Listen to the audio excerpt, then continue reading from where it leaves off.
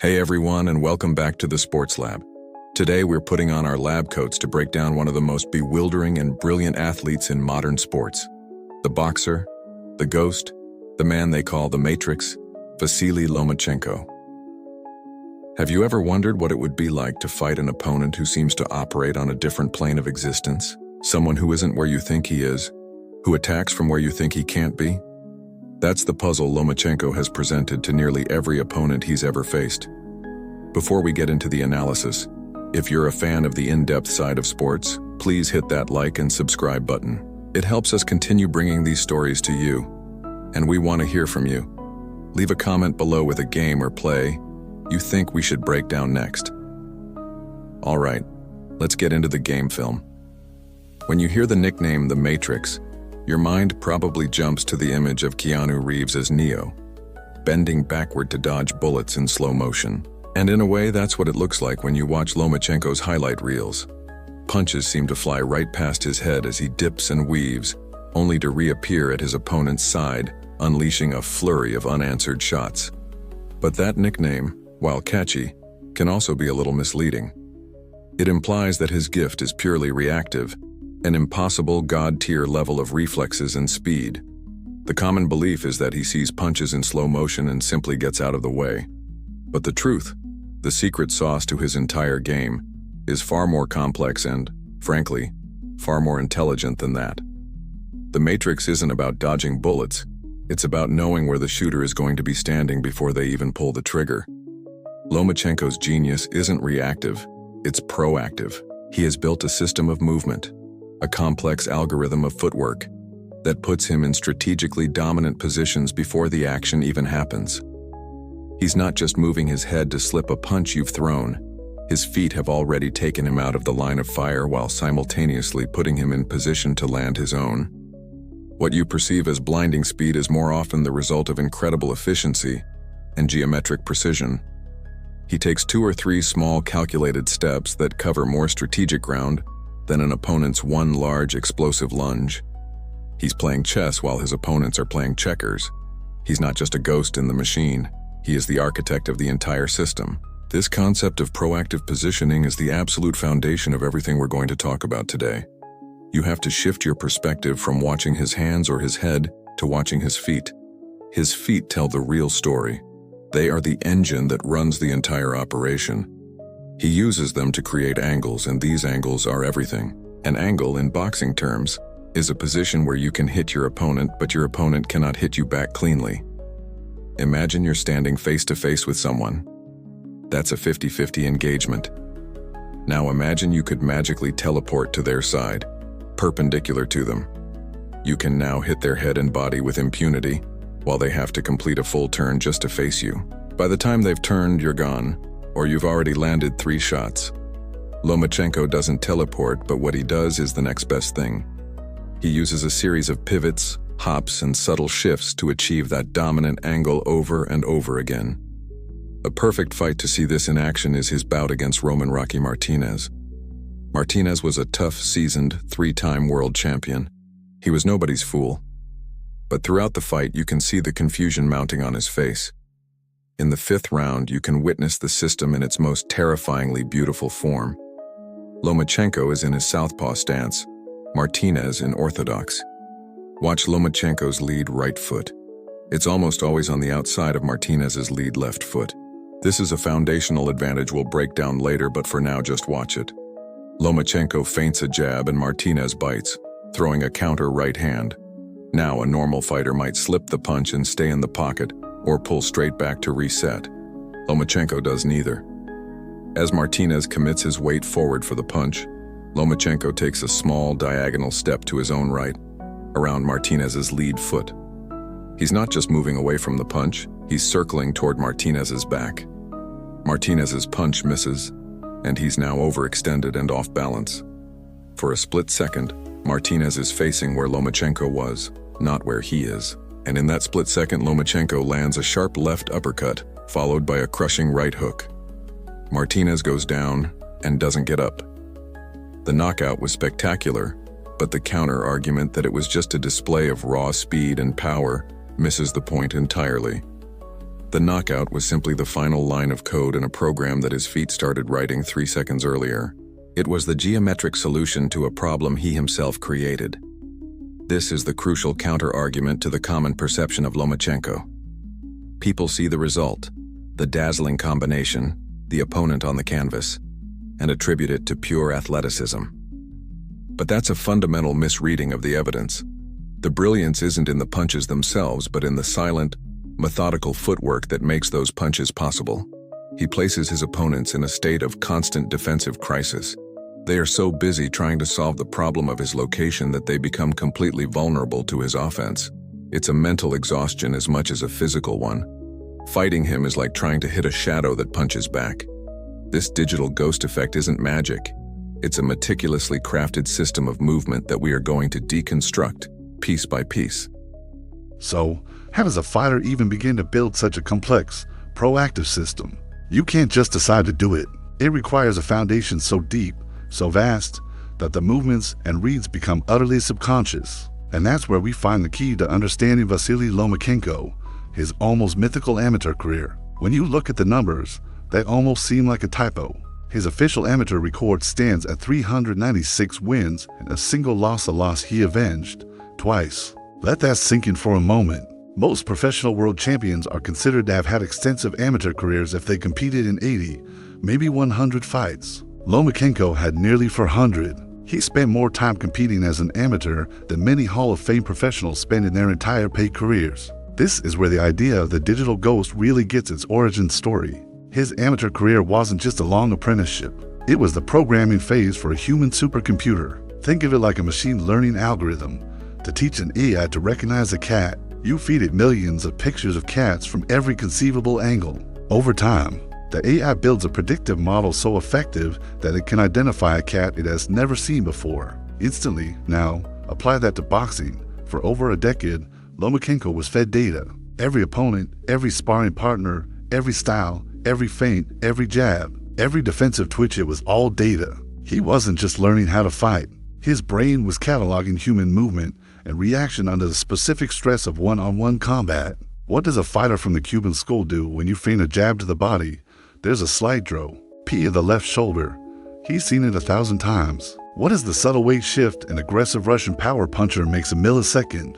Before he unleashes a looping overhand right, he's cataloged it. He has built an unparalleled database of reactions, so when you see him in the ring and it looks like he's psychic, reading his opponent's mind, what you're actually witnessing is incredibly advanced pattern recognition. His brain sees a familiar stimulus of feint that he has thrown 10,000 times before, and it cross-references the opponent as reaction with its massive internal database. The system instantly recognizes the pattern and provides the optimal physical response. That response is almost always a footwork maneuver that simultaneously negates the opponent as action and creates a new, dominant angle of attack for himself. It's this amateur supercomputer running in the background that allows his proactive, predictive system to function. He's not guessing. He's calculating based on an ocean of previously collected data. The pinnacle of this data collection phase was his complete and utter dominance at the highest level of amateur boxing, the Olympic Games. He won the gold medals in 2008 and 2012. An Olympic boxing tournament is a murderer's row of stylistically diverse masters. In the span of a couple of weeks, a fighter has to solve the puzzle of the slick Cuban outboxer, the relentless Mexican swarmer, the disciplined European technician, and the powerful Eastern Bloc slugger. By winning gold not once, but twice, Lomachenko proved that his developing system was universally effective.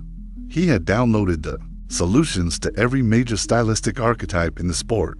If you watch his 2012 Olympic final against Han Soon-chul of South Korea, you can see the professional version of Lomachenko in its embryonic stage. Han is incredibly tough and aggressive, constantly pressing forward, but you'll notice Lomachenko is never flustered. He uses his footwork to manage the distance perfectly, making Han fall short with his lunging attacks. He'll make a small pivot, force Han to reset his feet, and pop him with a clean shot. He's calm, composed, and in total control, because for him, this isn't a new test. It's just another data set to process, and he's already run this exact simulation hundreds of times before. Now, there's a very common and often valid criticism of extensive amateur careers. The argument goes that amateur boxing, with its point-scoring system and protective headgear, doesn't prepare a fighter for the brutal realities of the professional ranks. It's often called slap boxing, a game of tag that breeds bad habits like pulling straight back from punches with your chin in the air or failing to sit down on your shots to generate power. For many fighters who struggle to transition, this is absolutely true, but for Lomachenko, the amateur system was the perfect incubator for his specific brand of genius. Instead of being a crutch, it was a crucible. It forced him to focus for nearly 400 fights on the pure science of hitting and not getting hit. The objective was technical supremacy, not raw attrition. He spent 15 years perfecting the geometry of movement, distance, and timing without the constant pressure of needing to score a devastating knockout. He wasn't learning how to brawl in a phone booth. He was learning how to become a defensive and offensive ghost. When he finally did turn professional, he didn't have to learn a new skill set. He simply had to layer in the professional requirements: heavier power, 12-round endurance, and smaller gloves. The core operating system, the supercomputer programmed by 397 amateur fights, was already fully developed. It's why he was able to demand a world title fight in only his second professional bout. It seemed arrogant to the outside world, but internally, he knew he wasn't a 2-fight novice. He was a 400-fight veteran, and his database was more complete than any world champion he would face. That fully developed operating system, programmed over nearly 400 fights, has to run on some kind of hardware, and for Lomachenko, the fundamental chassis, the very first piece of the puzzle you have to understand, is his southpaw stance. Now, simply being a left-handed fighter provides a certain level of advantage. Around 10–12% of the general population is left-handed, and a similar percentage of boxers are southpaws. This means that the vast majority of fighters spend their entire careers training and sparring almost exclusively against orthodox or right-handed opponents. When they finally face a good southpaw, everything feels alien. The jabs come from a different angle, the power hand is in a different spot, and the footwork is a mirror image of what they're used to. But for Vasiliy Lomachenko, being a southpaw isn't just a passive characteristic, it's the launch pad for his entire offensive and defensive system. He weaponizes the very geometry of the southpaw versus orthodox encounter. To understand this, you need to visualize the feet. Picture the fighters: one orthodox left foot forward and one southpaw right foot forward, standing in front of each other. Their lead feet will be close, almost in line. This creates what's called an open stance. The central strategic battle in this matchup is the battle for lead foot dominance. The goal for both fighters is to get their lead foot on the outside of their opponent's lead foot. Lomachenko is an absolute master of this micro battle. You'll see him dedicate the early parts of rounds to doing nothing but winning this specific positional war. He'll take tiny, shuffling steps, use feints with his hands and head, all designed to make his opponent take a slight step, which allows him to secure that outside position with his only right foot. Why is this so critical? Because once his right foot is outside his opponent's left foot, the entire geometry of the fight is broken in his favor. From this position, his rear power hand, his left, now has a straight, unimpeded line to the opponent's chin. Meanwhile, the opponent's rear power hand, their right, is now misaligned. To land it, they have to punch across their own body, which is a longer, slower, and more telegraphed motion. More importantly, by having the outside foot position, Lomachenko's body is already angled toward his opponent's side. He's already on his way to their flank before he's even thrown a punch. This position is the anchor point, the starting block from which his famous pivots and step rounds are launched. Now, a fascinating test of this system came when he fought Guillermo Rigondeaux. This was a historic matchup, the first time-to-time Olympic gold medalists had ever fought each other in the professional ranks. But the key tactical element is that Rigondeaux is also a southpaw. On paper, this should completely neutralize Lomachenko's primary positional advantage. The open stance dynamic is gone. It's now a closed stance matchup, southpaw versus southpaw, left versus left. The battle for outside foot position becomes symmetrical. So, how did Lomachenko go on to dominate one of the greatest defensive fighters of this generation so completely that he made him quit on his stool? It's because his system is more than just a southpaw gimmick. It's a universal philosophy of angular attack. Against Rigondeaux, you'll see Lomachenko apply the same principles, just adapted to a different geometric problem. He couldn't easily establish that dramatic outside foot position, so he used other tools to create angles. he used a tremendous number of feints, forcing the notoriously patient Rigondeaux to constantly guess and react. When Rigondeaux would plant his feet to counter, Lomachenko would use an explosive lateral hop to his left or right, changing the angle of attack just enough to put Rigondeaux on the defensive. He was constantly forcing Rigondeaux to turn and reset. Rigondeaux, a fighter who dictates the pace and position against everyone, was suddenly being manipulated, pulled and pushed around the ring by an opponent who was always a step ahead. The Rigondeaux fight proved that while the southpaw stance is the preferred launch pad against orthodox fighters, the underlying system is a far more complex and adaptable theory of creating dominant angles. Regardless of the opponent's stance, this brings us to a common counter-argument or belief about the southpaw advantage. You'll often hear commentators say that the primary benefit is that the southpaw's power left hand lines up perfectly with an orthodox fighter's chin, or that the left hook to the liver is easier to land. And while those things are true, they are merely symptoms of the underlying cause. They are the result of the positional advantage, not the advantage itself. For Lomachenko, the goal isn't just to land a specific punch. The goal is to achieve a superior tactical position from which he is safe and his opponent is not. The punches are the endgame, but the real match is played with the feet. Many powerful southpaws throughout history have been figured out. A smart orthodox fighter learns to circle to his left, away from the power hand, and time it with their own jab.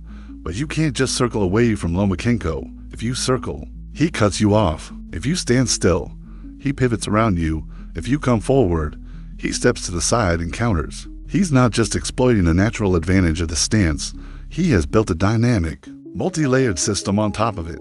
The southpaw stance isn't the weapon, it's the platform the weapon is built upon. So, if the southpaw stance is the platform, what is the weapon that's built upon it? What is the singular, unifying goal of all this movement, all this feigning, all this subtle repositioning? It all comes down to one core concept, the central pillar of the Lomachenko religion, the principle of the dominant angle. This is the ultimate objective, the holy grail he is searching for in every single second of every round, everything he does. From the way he bounces on his feet to the punches he chooses to throw, is in service of this one principle. Let's define that term, dominant angle, in the clearest way possible. Imagine you and your opponent are standing on two separate railway tracks that are perfectly parallel. You can both move forward and backward, and you can both punch straight ahead. This is a standard 50-50 engagement. Now, imagine you have the ability to instantly switch your track over to one that intersects with his at a 90-degree angle. You are now standing to his side. Your entire arsenal, your jab, your cross, your hooks, your uppercuts is pointed directly at his vulnerable side profile, his head and his body. Meanwhile, for him to hit you, he has to awkwardly pivot his entire body, a slow and telegraphed motion, just to get back on a parallel track with you. That position where you can hit and he can't is the dominant angle. It's the boxing equivalent of taking the high ground in a battle. You have a clear field of fire, and your opponent is exposed and struggling just to get back into the fight. This pursuit of the dominant angle is Lomachenko's obsession, while a traditional power puncher is obsessed with creating the opening for one specific knockout blow, and a volume puncher is obsessed with maintaining a high punch output. Lomachenko is obsessed with solving a geometric equation. He believes, and his career is a testament to this, that if he can consistently solve the problem of positioning, the offense will take care of itself. The knockout, the high volume, the defensive safety, they are all just natural byproducts of achieving the dominant angle. You don't have to worry about what your opponent is throwing. If you raise standing in a place where he can't physically reach you with a meaningful punch, you don't have to hunt for one perfect shot. When you ray in a position to land 4 or 5 clean ones in a row, while your opponent is still trying to find you. A fantastic case study for this principle in action is his fight against Luke Campbell in 2019. This was a very challenging fight on paper. Campbell is also an Olympic gold medalist, a fellow southpaw, which negates the standard stance advantage, and he is significantly taller with a much longer reach. He possessed the tools to keep Lomachenko at a distance and neutralize his game. But if you watch that fight closely, you will see Lomachenko relentlessly applying the principle of the dominant angle to solve the physical disadvantage he faced. He knew he couldn't win a jabbing contest from the outside, so what did he do? He focused on getting past Campbell's jab. You'll see sequences where Campbell throws his long left jab, and instead of pulling back, Lomachenko will slip just to the outside of it, to his own left. But the slip isn't just a defensive move. He uses the motion of the slip to load his weight onto his lead leg and then explodes off of it, taking a hard, diagonal step forward and to the left in one fluid movement. He has negated Campbell's primary weapon and placed himself on Campbell's right flank, inside the pocket, at a dominant angle. From this position, Campbell's height and reach become a liability. His long arms are ineffective at this close range, and he's vulnerable. You'll see Lomachenko immediately attack the body with vicious hooks from this angle, forcing Campbell to drop his guard before coming upstairs to the head. He did this over and over. He wasn't just slipping punches. Each defensive move was a calculated transition into an offensive angle. This leads us to a common criticism leveled by casual viewers, or those who don't appreciate his technical style. They see the constant movement, the circling, the shifting, and they label it as running or being excessively defensive. They want to see the fighters stand in the middle of the ring and trade blows, and they see Lomachenko as someone who is unwilling to do that. This is a fundamental misinterpretation of his strategy. He is not moving to avoid conflict. He is moving to initiate conflict on the most favorable terms imaginable. It is the absolute pinnacle of strategic aggression. Think about it this way. What is more aggressive? A fighter who wades forward, takes a punch to the head in order to land one of his own, or a fighter who systematically dismantles his opponent's entire structure, moves to a position where his opponent is utterly helpless, and then unleashes a combination they cannot possibly defend against. Lomachenko's movement isn't about running away from his opponent. It's about running around his opponent to a place from which he can launch an unanswerable assault. It is a philosophy of total dominance, rooted in the belief that the fight is won not with brute force, but with superior positioning. It's an offense so sophisticated that it looks like defense. This philosophy of total dominance, this system built on achieving the perfect angle, seemed almost infallible as he entered the professional ranks. He won his first fight with ease and, in an unprecedented move, challenged for a world title in only his second professional bout. And this is where the system, for the first and only time in his professional career, crashed. This is where he ran into the brick wall named Orlando Series Salido, and the blueprint Salido laid out that night became the foundation for understanding not just how to try and beat Lomachenko, but for understanding the critical evolution he had to undergo to become the fighter he is today. To understand what happened, you have to understand who Orlando Salido was. He was the absolute antithesis of everything Lomachenko represented. Lomachenko was the sublime technician, the product of a refined, almost sterile amateur system. Salido was a grizzled, hardened veteran of the notoriously brutal Mexican boxing school. He was a brawler, a mugger, a fighter who cared nothing for technical beauty. His plan was never to outbox Lomachenko. His plan was to drag the master technician into a back alley street fight, and he executed that plan to perfection. The fight exposed the one critical flaw in Lomachenko's early professional game. His operating system, perfected against disciplined amateurs, was not yet equipped to handle the sheer physicality, the deliberate fouling, and the suffocating pressure of a seasoned professional who refused to respect the rules of engagement. From the opening bell, you can see that Lomachenko is trying to run his usual program. He's trying to establish his lead foot on the outside, feint, and create his angles. But Salido provides no space for the program to run. Every time Lomachenko tries to pivot, Salido is there, leaning on him, grabbing him, using his head and his forearms. Every time Lomachenko tries to create distance to let his hands go, Salido walks right through the pocket, hammering away at his body. The key weapon Salido employed was his weight. He had deliberately missed the 126-pound featherweight limit, coming in over 2 pounds heavy, and he rehydrated to be significantly larger than Lomachenko on fight night. He used every ounce of that advantage. He wasn't just leaning. He was making Lomachenko carry his weight, round after round. It's an exhausting, sapping tactic that drains the legs. And for a fighter like Lomachenko, whose entire system is built on his legs, it was kryptonite. If you watch the tape, you'll see the specific tactics Salido used to systematically dismantle Lomachenko's game. First, the body attack was relentless and brutal. Salido threw over 100 punches to the body, and a significant number of them were blatantly low. The referee, Lawrence Cole, issued warning after warning but never deducted a point, essentially giving Salido a green light to continue. These low blows weren't just about scoring. They were a strategic attack on Lomachenko's movement. They take your legs, they drain your cardio. and they make you hesitant to move. Second, Salido used the clinch as an offensive weapon. He would smother Lomachenko's work, tie up his arms, and then hit him on the break or hold with one hand while punching with the other. This prevented Lomachenko from ever getting the space and rhythm needed to execute his footwork. His sublime ballet was being trampled by a rampaging bull. Lomachenko was trying to solve a geometric puzzle, while Salido was simply tearing the chessboard in half. Now, the common narrative from Lomachenko's supporters, and it's a very compelling one, is that he was robbed. They point to the undeniable facts: Salido missed weight, which should have stripped the fight of its title status for him, and the refereeing was atrocious, allowing Salido to foul with impunity. The final decision was a split decision in Salido's favor, and many believe Lomachenko deserved the win, especially after he came on strong in the final rounds and badly hurt Salido. And while both of those points are entirely true and valid, clinging to them as the sole reason for the loss misses the most important takeaway from that night. The Salido fight was not a robbery, it was an education.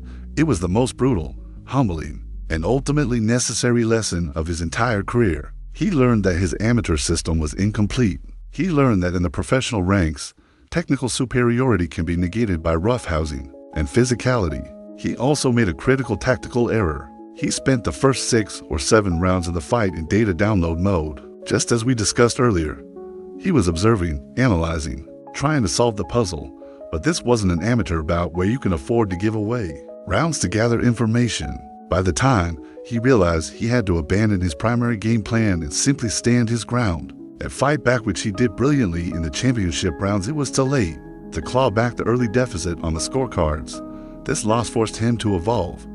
It was the fire that forged the professional version of Vasiliy Lomachenko. He had to add new subroutines to his program: how to deal with a fighter who smothers you, how to fight on the inside, how to protect your body, and most importantly, when to stop being a technician and start being a fighter.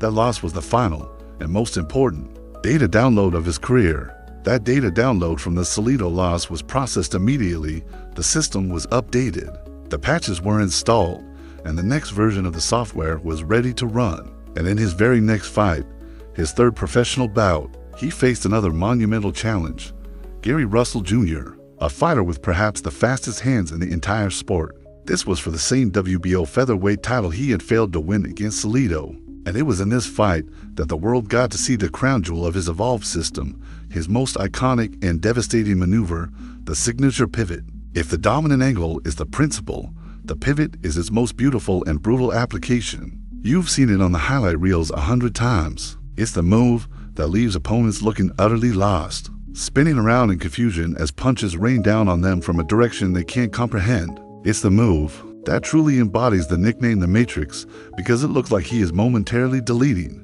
himself from one spot and rematerializing in another. But it's not magic, it's mechanics. It is a sublime piece of athletic engineering that can be broken down into 3 distinct phases: the setup, the execution, and the exploitation. First, and most critically, is the setup.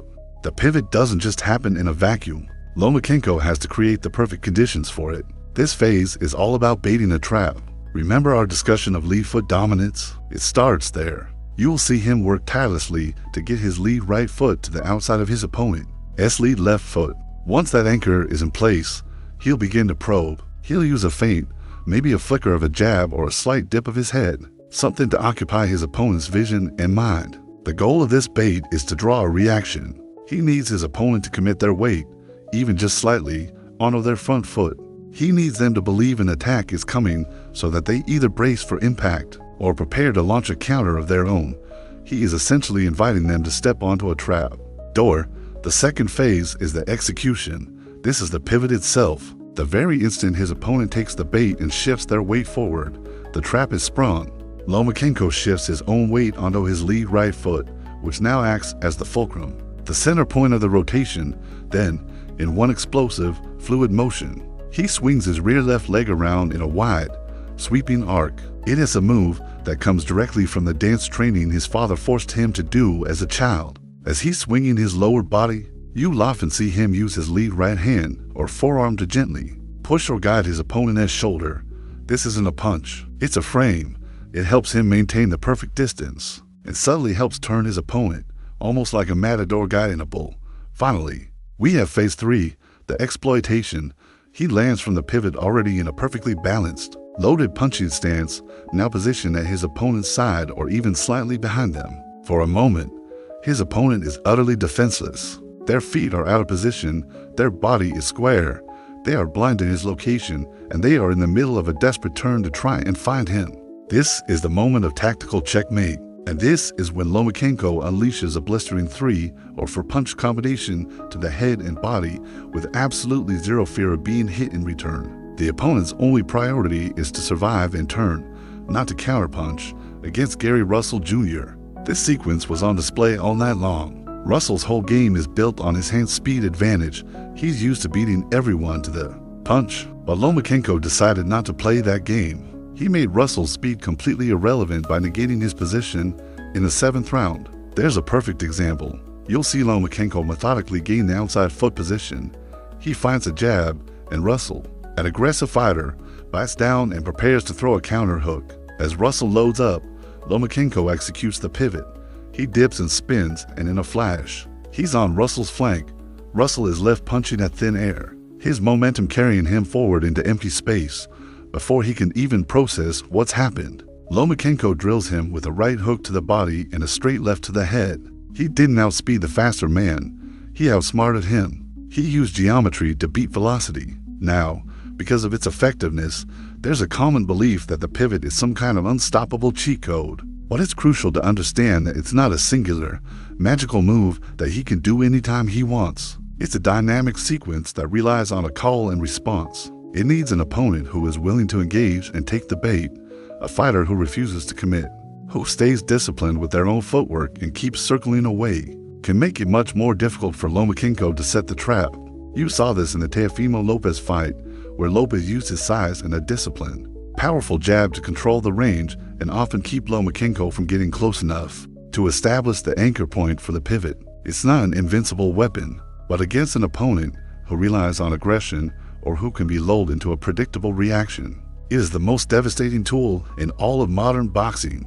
The pivot is Lomachenko's grand, theatrical masterpiece. It's the checkmate move that ends the game in spectacular fashion. But a chess grandmaster doesn't only use their queen. They control the board with the subtle, calculated movements of every piece. Lomachenko's footwork is the same, alongside the dramatic pivot.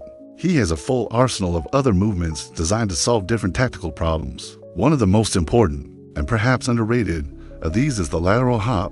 If the pivot is about getting around an opponent, the lateral hop is about creating space and resetting the angle of engagement in a single, explosive burst. This isn't just a side step. You have to understand the difference. A step is a controlled transfer of weight from one foot to another. A hop is a plyometric, to-footed jump. When you watch Lomachenko, you'll see moments where he needs to create distance, but pulling straight back is a cardinal sin in boxing that leaves you vulnerable to a charging opponent. Instead, you'll see him plant his feet, bend his knees slightly, and explode horizontally to his left or right. He covers 3, sometimes 4 feet of ground in a fraction of a second. It's a shockingly fast and efficient movement that serves two critical purposes at the same time. First, it's a defensive reset.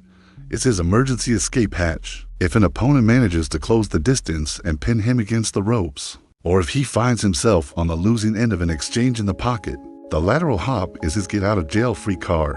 In one motion, he can remove himself from the danger zone and re-establish the fight in the center of the ring, where he has more room to operate. It's a pressure release valve. A fighter like Orlando Salido, who relied on smothering him, would find it much harder to do against the evolved Lomachenko, because just when you think you have him trapped, he can hop out of danger and you're left punching at air. Second, and just as important, it's an angular reset.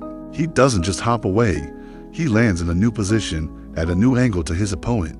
Imagine the face of a clock. If he's standing at the 6 and his opponent is at the 12, a normal fighter would step back to the 5. Lomachenko hops to the 9. His opponent, who was lined up perfectly for an attack, now has to turn their entire body just to face him again. And in the split second it takes for them to pivot and reset their feet, Lomachenko is already in a position to launch his next attack. So, the single motion of the hop is both a defensive escape and the first step of his next offensive sequence. It's this incredible efficiency that sets his movement apart. A perfect example of this tool in action was his fight against the bigger, highly skilled Jorge Linares. Linares is a brilliant offensive fighter with fast hands and a punishing right hand. Lomachenko knew that standing in the pocket and trading with Linares for extended periods was a losing proposition. He had to be a ghost in and out. Throughout the fight, you can see a clear pattern. Lomachenko would dart in, often getting past Linares' jab, and land a quick 2 or 3 punches to the body. Linares, being a world-class counterpuncher, would immediately look to fire back, usually with a right uppercut or a straight right. But by the time Linares' punch was halfway to the target, Lomachenko would be gone. He would execute a powerful lateral hop to his own left, moving away from Linares' power hand and out of danger. He didn't just step out, he exploded out. He would land safely out of range, and from this new position, he was immediately ready to feint, draw a reaction from Linares, and begin setting up his next entry. It was a masterclass in risk management, using the hop to get his work done and escape before the receipt could be delivered. Now, a skeptic or a critic from the old school of boxing might look at this and call it happy feet or unnecessary dancing. They might see it as wasted energy, a flashy move that doesn't accomplish anything a simple step couldn't. This brings us to the counter-argument that this is just showboating, but in reality, it's the exact opposite of wasted energy. It is a calculated act of conservation. Think of the energy expenditure. What is more tiring? Taking 3 or 4 panicked, shuffling steps backward while a 135-pound puncher is trying to take your head off, or executing one powerful, pre-planned explosive movement into a position of complete safety. The hop, while athletic, is incredibly efficient. It accomplishes the tactical goals, defense, and offensive repositioning in a single move. It's a direct answer to the pressure fighting blueprint that Salido laid out. It's his system's way of saying, you cannot trap me. The moment you commit to pressure, I can and will reset the terms of the engagement to a time and place of my choosing. It's not a dance move, it's the physical manifestation of a superior tactical mind. So, we have the signature pivot, his devastating trapdoor maneuver for close-range encounters, and we have the lateral hop, his explosive emergency exit that doubles as an angular reset. But there's a third key piece in this trinity of footwork, a tool designed for a different purpose altogether. This is the step around. If the pivot is a rotation on a single point and the hop is a linear jump, the step around is a full, ambulatory flanking maneuver. It's a longer range movement involving multiple steps, designed not just to create an angle, but to completely change the entire axis of the fight. It's crucial to differentiate this from the pivot we broke down earlier. The pivot is a tight, economical movement executed off the lead foot, usually in the heat of an exchange inside the pocket.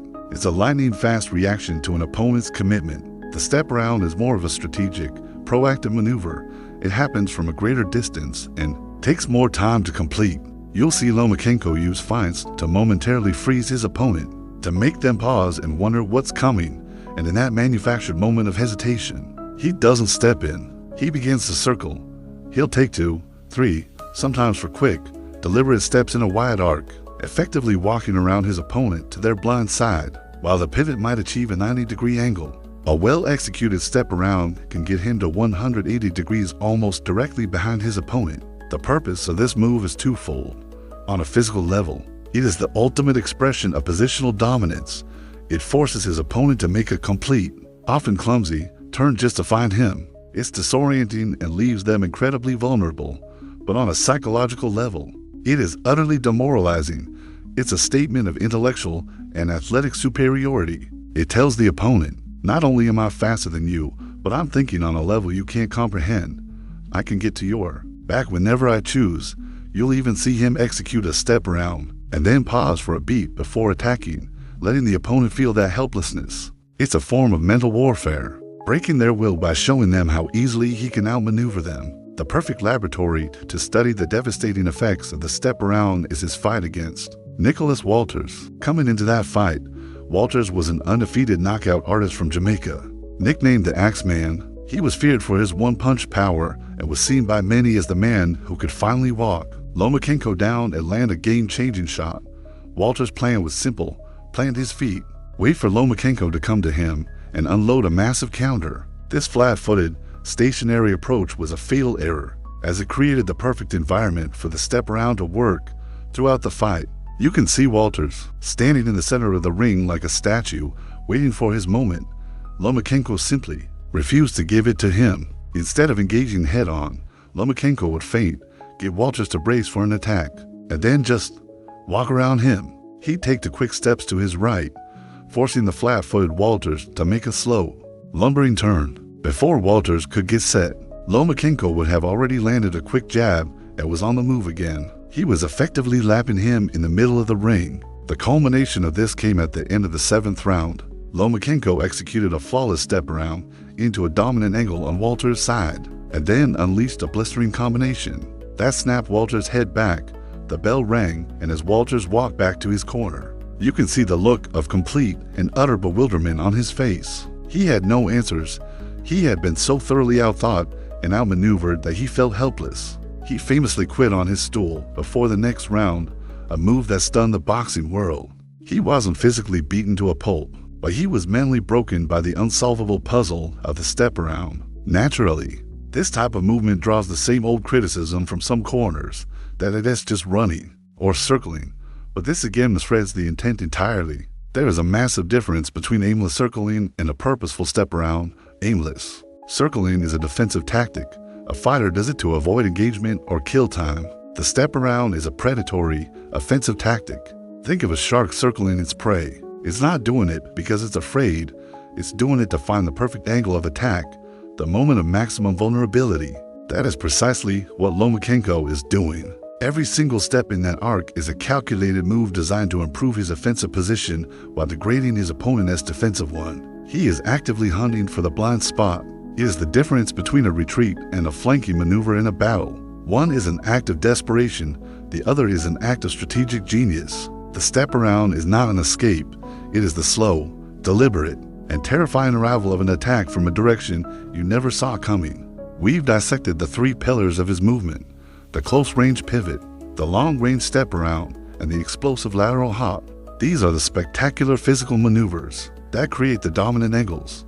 But a critical question remains: how does he create the moments, in time, the split-second openings to even execute these moves? The answer isn't found in his feet, but in the space between the beats. Lomachenko's most subtle and perhaps most potent weapon is his complete mastery of rhythm. He uses feints, stutter steps, and a constantly broken tempo to disrupt his opponent's timing, manipulate their reactions, and essentially pave the way for his footwork to take over. In boxing, rhythm is everything. Every fighter, from a novice to a world champion, operates on a certain beat, a cadence to their movement and punching. You can see it if you watch closely. It might be a simple 1-2, one to bounce on the feet. It might be a jab-jab cross combination. They favor. The early rounds of a high-level fight are often about each fighter trying to decipher the other's rhythm while establishing their own. Lomachenko's genius lies in his refusal to have a predictable rhythm at all. He operates in a state of controlled chaos. He'll bounce on his toes in a steady beat and then suddenly freeze for a second. He'll take a hard, aggressive step forward as if to attack, only to take the tiny, shuffling steps back. He'll feint a jab to the head, then immediately feint a hook to the body, then dip his shoulder as if throwing an uppercut, all without throwing a single punch. For his opponent, this is mentally exhausting. It's like trying to have a conversation with someone who is constantly changing languages mid-sentence. You can't anticipate the next word because the structure is always shifting. An opponent can't time him because there is no consistent beat to lock onto. This constant disruption forces them into a state of perpetual hesitation. They become purely reactive, waiting to see what Lomachenko is going to do instead of initiating their own offense. And that hesitation, that manufactured moment of uncertainty, is the soil from which all of his angular attacks grow. The broken rhythm is the setup, the feint is the trigger, and the pivot or step around is the payoff. This is the fundamental loop of his system. The physical footwork we've discussed doesn't happen in a vacuum. He uses his unpredictable tempo to make an opponent uncomfortable. Then, from within that chaos, he'll offer a piece of beta feint. The feint forces the opponent to make a decision from a compromised, hesitant state. Do they freeze up, worried it's a trap? If so, that split second of inaction gives Lomachenko the time he needs to execute a longer maneuver like the step around. Or do they overreact, lunging with a counter to try and punish the perceived attack? If they do that, They've just committed their weight and stepped on the trigger for his signature pivot. He uses rhythm to control their minds and fights to control their bodies. Their reaction, which feels like their own choice, is almost always the exact reaction he needed to unlock his next move. A great fight to observe this in is his unification bout against Jose Pedraza. Pedraza is a highly skilled, technical boxer, a switch hitter who is very comfortable with his own rhythm and timing. For the first half of the fight, you can see a high-level tactical battle unfolding. But as the rounds progress, you'll notice Lomachenko's feints and stutter steps start to take their toll.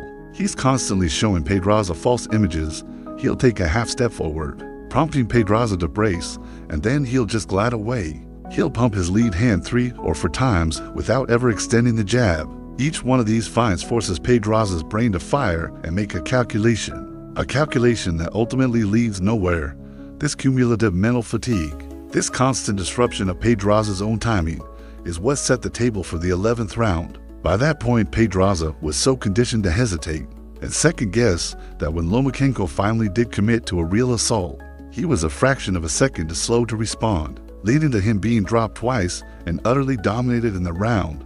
The knockdowns were the result of punches, but the opportunity was created by rhythm. Now, a casual observer or someone who prefers a more straightforward, aggressive style might watch Lomachenko and see all this movement as fidgeting.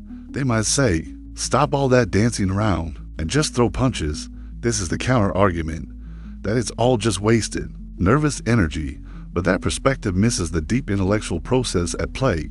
Every feint, every stutter step is a purposeful act of information gathering. Remember the amateur supercomputer? The feints are how he feeds it data in real time. A feint is a ping he sends to his opponent's defensive network.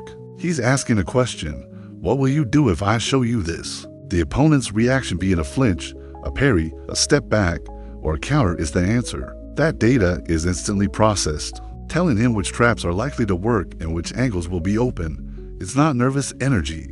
It's the scientific method at its most violent and beautiful. It's purposeful, data-driven, and the engine that makes the whole machine work. So, the broken rhythm creates hesitation. The feint triggers a reaction. The footwork, be it the pivot, the hop, or the step around, capitalizes on that reaction to create a dominant angle. We have followed the chain of events all the way to the moment of tactical supremacy. But what happens next, the final, devastating step in the process, is the hands. And this is where we need to explore one of the most crucial concepts in the Lomachenko system: the symbiotic, inseparable connection between his feet and his hands. For him, punch selection isn't a choice made in the moment. It is a direct and logical consequence of the position his feet have already achieved. In a conventional boxing sense, you learn set combinations: the 1-to-jab cross, the 1-1-2, the hook off the jab. Fighters drill these sequences thousands of times until they become muscle memory. Their goal is to use their footwork to get into a position where they can land these pre-programmed combinations. Lomachenko completely inverts this philosophy. His footwork isn't just a delivery system for his punches. It's the very thing that dictates which punches are thrown. The position comes first, and the combination flows naturally from the geometry of that position. Think of it like this: if he executes a pivot that lands him directly at an opponent's side at a 90-degree angle, his body is now perfectly aligned to throw certain punches. His lead right hand is in prime position for a hook to the body or a hook to the head. His rear left hand is coiled perfectly for a devastating uppercut through the opponent's exposed guard. Trying to throw a straight punch from this angle would be awkward and inefficient, so his brain doesn't even consider it. The angle of his feet and hips has already made the decision. Now, contrast that with a step around that takes him to a wider angle, maybe closer to the opponent's back. From here, hooks and uppercuts are less effective. The optimal tools are now straight punches, a looping right, or a straight left that can catch the opponent behind the ear as they returning. His offensive arsenal is so varied and looks so improvised because it is improvised, based on the constantly changing canvas that his footwork paints. This is what makes him so impossible to read. An opponent might be preparing to defend a jab in a straight left, the standard southpaw attack, but in the half second it takes for them to process that Lomachenko has pivoted, and suddenly they were getting hit with a right hook to the ribs and a left uppercut to the chin. They were defending against an attack from the front, but the assault is actually coming from the side. They're defending against ghosts. This deep, Connection between his feet and hands is why his offense flows so seamlessly. The punches are never forced. They are the natural endpoint of a sentence that began with a feint and a step. Let's go back to that 11th round against Jose Pedraza, which we touched on in the last section. This is a perfect microcosm of the feet-hands connection. When Lomachenko has Pedraza hurt and trapped against the ropes, he doesn't just plant his feet and wildly throw punches, which many fighters would do in a moment of excitement. His movements remain precise and purposeful.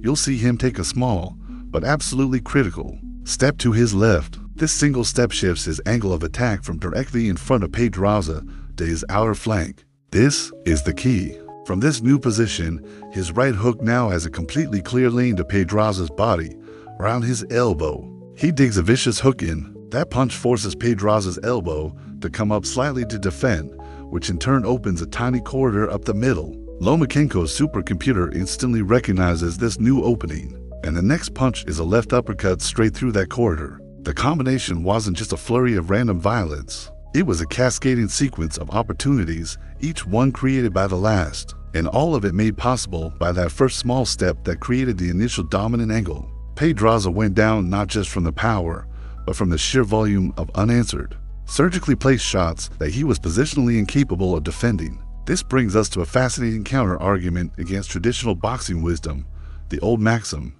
The first thing you learn is that you set up your power punches with your jab. The jab is your rangefinder, your key, your everything. For most boxers, this is gospel.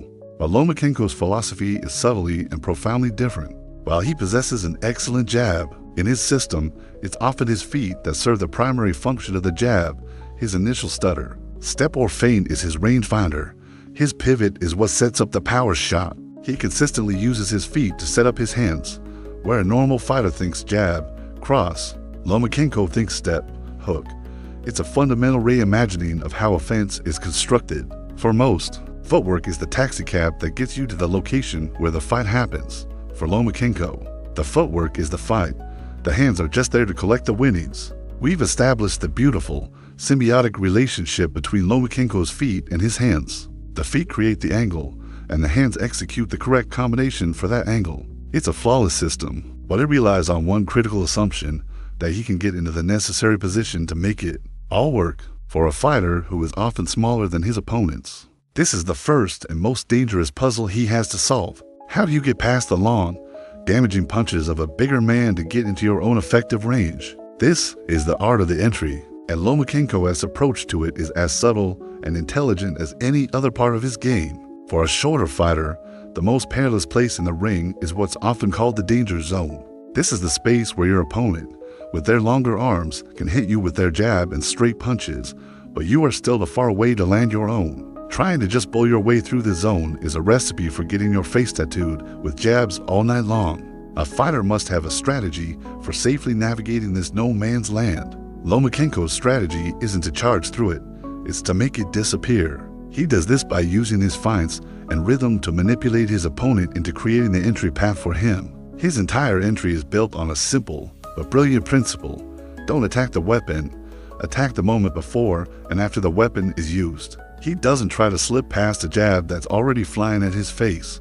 Instead, he uses his feints to bait the jab out of his opponent. He wants the taller fighter to throw their jab, because a thrown jab creates a momentary opening.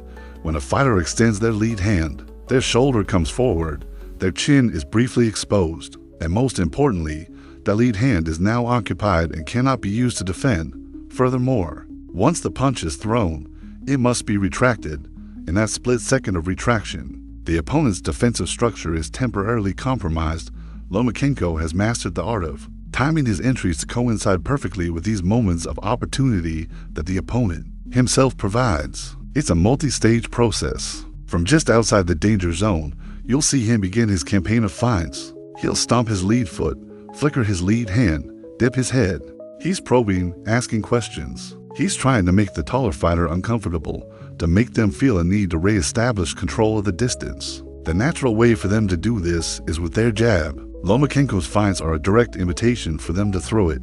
When they finally take the bait and commit to the jab, Lomachenko is already a step ahead. He'll either slip to the outside of the punch, using their extension as a screen to cover his own entry, or he'll wait for the punch to miss and move in on the offbeat, occupying the space that their retracting arm has just vacated. He turns their greatest weapon into a trigger for his own offense. The Luke Campbell fight is the ultimate case study in this art. Remember, Campbell had a nearly 6-inch reach advantage. On paper, it should have been a nightmare for Lomachenko, a long night of eating southpaw jabs. And for the first few rounds, you could see Lomachenko working to solve the problem. He was downloading the data on Campbell's timing. Then, you start to see the system come online. You'll see Lomachenko use a subtle stutter step forward. Campbell, feeling the pressure, responds by shooting out his long jab to keep Lomachenko at bay. But the jab hits empty air because as Campbell was throwing, Lomachenko was already taking an explosive diagonal step to his left, getting his head offline and outside Campbell's lead shoulder. He has successfully navigated the danger zone. He didn't absorb the punch or even block it. He made it irrelevant by being in a different place entirely. Once he was inside, past the jab, the reach advantage was completely nullified. Now Campbell's long arms were a liability, and Lomachenko was in his world, free to pivot, attack the body, and create his dominant angles. He repeated this process all night long, turning Campbell's reach from a fortress wall into a revolving door. This brings us to an important counter-argument regarding the traditional strategy for shorter fighters. The textbook advice, famously embodied by fighters like Mike Tyson, is to bob and weave your way inside. You get low, move your head constantly, and slip under the taller opponent's punches. While Lomachenko is a master of head movement, his primary approach to entry is fundamentally different and arguably more sophisticated. Bobbing and weaving is largely a reactive strategy. You are reacting to punches that have already been thrown at you. Lomachenko's method is proactive. He is not simply dodging the attack. He is actively instigating it at a time of his choosing in order to exploit the opening it will inevitably create. It's the difference between being a slippery target and being a puppet master. He isn't just navigating the minefield. He is convincing his opponent to show him exactly where the safe path is. It is a testament to his intelligence that his solution to a physical problem or reach disadvantage is not a physical one, but a deeply strategic and psychological one. So, he has successfully navigated the danger zone. He has used a feint to bait a reaction and has executed a perfect entry in past his opponent's longest weapons. He's now in the pocket, in his world. What happens now? The answer is a torrential downpour of offense that seems to come from everywhere and nowhere at once. This is what we'll call volume punching from the void. The key to understanding his spectacular multi-punch combinations is realizing that they are launched from a position of near-perfect safety. A tactical blind spot he creates with his feet. In a typical boxing exchange, the fight is a dialogue. One fighter throws a punch or a two-punch combination, and then they are immediately bracing for the reply, the counter. There's a natural give and take, a rhythm of offense and defense. Because of this, fighters are often hesitant to throw more than 2 or 3 punches at a time. As long combinations leave you exposed for longer periods, Lomachenko's system is designed to turn that dialogue into a monologue. By using a pivot or a step around to achieve a dominant angle, he places himself in the void that's spaced to his opponent's side or flank, where he is momentarily invisible to them. From inside this void, there is no dialogue. There is no threat of an immediate counter. His opponent's #1 priority is not to punch back, it's to turn, to survive, to simply find where the threat is coming from. This temporary freedom from defensive responsibility is the secret to his volume. It unshackles him, allowing him to let his hands go in long, flowing, and creative combinations. This is when you see the 5, 6, even 7 punch flurries that dazzle the audience and overwhelm his opponents. He can mix in hooks to the body, uppercuts to the chin, and straight shots to the temple, all in one sequence. Because he has bought himself a precious 1 to 2 second window of offensive impunity. He isn't just faster or better conditioned than his opponents, though he is both of those things. His volume is a direct result of the tactical opportunities he creates with his feet. He earns the right to throw those combinations by first winning the positional war. We touched on the Roman Rocky Martinez knockout in the opening section, but let's put it under the microscope now as the quintessential example of this principle. It was the 5th round. Lomachenko fights, drawing out a committed right hand from Martinez. Now, watch his feet. As Martinez's weight comes forward, Lomachenko executes a subtle but perfect pivot to his own right.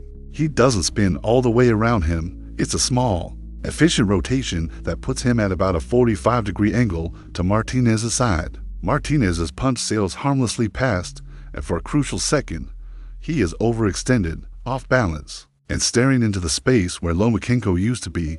This is the void. From this position of safety, Lomachenko is free to attack, and the attack is not a random flurry, it's a surgeon's work. He leads with a sharp left uppercut that slips perfectly through Martinez's compromised guard, followed immediately by a right hook that lands flush on the jaw. Martinez goes down and is counted out. The two punches were beautiful, but the true genius was the footwork that created a situation where those two punches could be thrown with maximum leverage and zero fear of return fire. This leads us to a frequent, though somewhat dated, criticism of Lomachenko, particularly from those who value brute force above all else. The argument was that he lacked true one-punch knockout power, that he was a pitter-patter puncher who won by overwhelming with light shots. This is a fundamental misreading of the nature of his power. He is not a concussive slugger who can end a fight with a single blow from a neutral position. His power is surgical, accumulative, and deeply connected to his positioning. The knockouts he produces are often the result of a punch an opponent simply does not see coming. There is an old saying in boxing, "It is the punch you do see that knocks you out." Your body can brace for an impact it anticipates, but an unseen blow lands with devastating effect. Because Lomachenko so often attacks from the void, the finishing punch of his combination is almost always an unseen one. The opponent is still trying to process the first or second shot. They're turning, they're disoriented, and that's when the perfectly leveraged hook or uppercut lands on their chin. It's not about generating sledgehammer force. It's about applying precise force to a target that is structurally compromised and completely unaware. He isn't trying to blast through the fortress wall. He's using his angles to find an unguarded side entrance and dismantle the entire structure from within. His power isn't in the fist alone. It's in the fist, the angle, and the element of surprise, all working in perfect unison. A huge component of that surgical, accumulated damage that we just talked about is his often overlooked, but absolutely brilliant work to the body. But just like everything else in his game, he doesn't do it the conventional way. When you think of a great body puncher, you probably picture a gritty, tough-as-nails fighter wading into the trenches, planting his feet, and ripping vicious hooks to his opponent's ribs and stomach. It's often a brutal, punishing, tit-for-tat exchange in a phone booth. Lomachenko's approach to attacking the body is, once again, a complete reimagining of the traditional method. He attacks the body not from the front, but from those impossible angles his footwork creates. A conventional body attack has to get past the opponent's primary shield, their elbows. A fighter keeps their elbows tucked in tight to protect their liver and ribs. So, to land a clean body shot, you often have to trade punches just to create a small opening. Lomachenko's system is designed to bypass that shield entirely. After he executes a pivot or a sidestep and places himself on his opponent's flank, their defensive priorities change. Their main concern is turning to face him. Their elbows, which were protecting their front, are now completely out of position to protect their side. From this dominant angle, Lomachenko has a clear, unimpeded path to some of the most vulnerable targets on the human body: the floating ribs, the spleen, the kidneys, and the holy grail of body punching, the liver. His lead right hook, from the southpaw stance, becomes a terrifying weapon in these situations. It's not a short, digging punch thrown in a clinch. It's a longer, looping shot that he can wrap around his opponent's side, landing behind their elbow with incredible precision. A body shot that you can see coming and brace for hurts. A body shot that you don't see coming, from an angle you can't defend, is debilitating. It has a multiplying effect. It saps your cardio, injects lactic acid into your muscles, and deadens your legs, which in turn neutralizes the footwork of his opponents. And, of course, it has the added benefit of forcing them to lower their guard to protect their sides, which inevitably creates the openings upstairs for the headshots that often end the fight. His body attack is an investment in attrition, but it's an investment he makes from a position of complete safety. The perfect demonstration of this principle was his masterclass against the legendary Cuban boxer Guillermo Rigondeaux. Rigondeaux was, and is, considered one of the greatest defensive fighters of the modern era. His defensive shell is a fortress. His elbows seem surgically attached to his ribs. His head movement is sublime, and his sense of distance is second to none. The conventional wisdom was that attacking Rigondeaux's body with a frontal assault was a fool's errand. you would simply punch his elbows all night. Lomachenko understood this perfectly. He knew he couldn't break down the front door of the fortress, so he used his footwork to find the side entrances. If you watch that fight, you'll see Lomachenko almost entirely abandon the idea of a head-on attack. His whole game is about feinting, forcing Rigondeaux to plant his feet in his defensive stance, and then taking a quick step or hop to the side to create a slight angle. From that new, slightly offline position, he would immediately fire a quick, chopping right hand to the side of Rigondeaux's body. It wasn't always a massive, winding punch, but it was a clean, scoring, and deeply frustrating shot that Rigondeaux was positionally unequipped to defend. For maybe the first time in his professional career, Rigondeaux was being consistently touched by an opponent. You could see the frustration building round after round. He is a master of a game played on parallel lines, and Lomachenko was refusing to play, constantly changing the geometry of the fight. These persistent, annoying, and ultimately damaging body shots from impossible angles were a major factor in the psychological breakdown that led to Rigondeaux quitting on his stool. This really highlights the counter-argument to the traditional perception of a body puncher. The archetype is the blue-collar warrior, the guy who lives by the motto "kill the body and the head will die." It's a style associated with grit, toughness, and a willingness to absorb punishment in order to dish it out. Lomachenko's body attack is the polar opposite. It's a white-collar, highly technical assault. It's not about attrition in the trenches. It's about surgical strikes from a safe distance. He doesn't trade body shots. He repositions himself to a place where the exchange is a monologue. It's a style born not just of toughness, but a supreme intelligence. It's the evolution of body punching, transforming it from a bludgeoning instrument of war into a sophisticated tool of geometric torture. This surgical assault, this combination of unseen volume punches and debilitating body shots from impossible angles, does more than just score points and wear an opponent down physically. It inflicts a different and arguably deeper kind of damage. It wages a war on the opponent's psyche.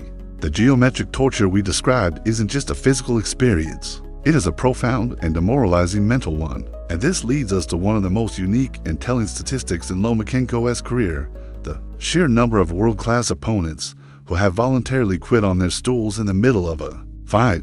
It's a phenomenon we can call the no-mas effect. Between 2016 and 2017, Lomachenko achieved something unprecedented in modern boxing at the championship level. For consecutive opponents Nicholas Walters, Jason Sosa, Miguel Mariaga, and Guillermo Rigondeaux all refused to come out of their corner. These were not low-level fighters. They were champions, top contenders, and in the cases of Walters and Rigondeaux, undefeated or universally revered fighters. For one opponent to quit is unusual. For 4 in a row, that isn't a coincidence. It's a pattern. It is evidence that Lomachenko's style does something to the minds of his opponents that breaks their will to continue. This breakdown isn't about a lack of heart or courage. These are men who have dedicated their lives to one of the most brutal sports on earth. The cause is a specific psychological state that his system induces, a feeling of profound and utter helplessness. A fighter's entire being is predicated on the belief that they can impose their will, that they have a path to victory, even if it's just a slim puncher's chance. Lomachenko's style is a systematic dismantling of that belief. It starts with a simple frustration: the opponent can't find him. They throw punches at empty space, made to look foolish as he pivots or steps around them. This creates a deep cognitive dissonance. Their brain knows they are in a fight, but their body is unable to execute the fundamental action of hitting the target. As the rounds wear on, this frustration festers and morphs into humiliation and finally, into hopelessness. They realize that not only can they not hit him, but he can hit them seemingly at will, from angles they can't defend. The puzzle is unsolvable. The game is rigged. At this point, the fight ceases to be a competition and becomes a form of punishment. They are no longer fighting to win. They are simply absorbing damage for no logical reason, and it is at this point that the rational, professional athlete inside them makes a decision. Let's look at the 2 most famous examples: Nicholas Walters and Guillermo Rigondeaux. They represent the 2 opposite poles of boxing style, yet both arrived at the exact same conclusion. Walters was the Axeman, a feared, undefeated power puncher from Jamaica. His entire identity and path to victory were tied to his concussive power. His plan was to land one life-altering punch. Lomachenko's constant movement, particularly the step around we analyzed, completely neutered him. Walters was left a lumbering giant, Unable to even plant his feet to throw the punch he so desperately needed, Lomachenko took away the one thing Walters believed in, leaving him with no plausible path to victory. On the other end of the spectrum was Guillermo Rigondeaux, El Chacal the Jackal. He was the defensive wizard, the boxing purist's favorite. His identity was built on being the smartest, slickest man in the ring. His path to victory was to outthink his opponent, make them miss, and make them pay. Against Lomachenko, for the first time, Rigondeaux was the one being outthought. He was the one being made to miss. He was the one being hit with clever, angled shots he couldn't anticipate. Lomachenko beat the master at his own game. Whether you are the nail or the hammer, the brawler or the boxer, the system is designed to take away what you do best and leave you in a state of utter futility. Now, this brings us to a harsh but common counter-argument from the hardline boxing community, that a true warrior never quits, that these fighters are cowards and should have gone out on their shield.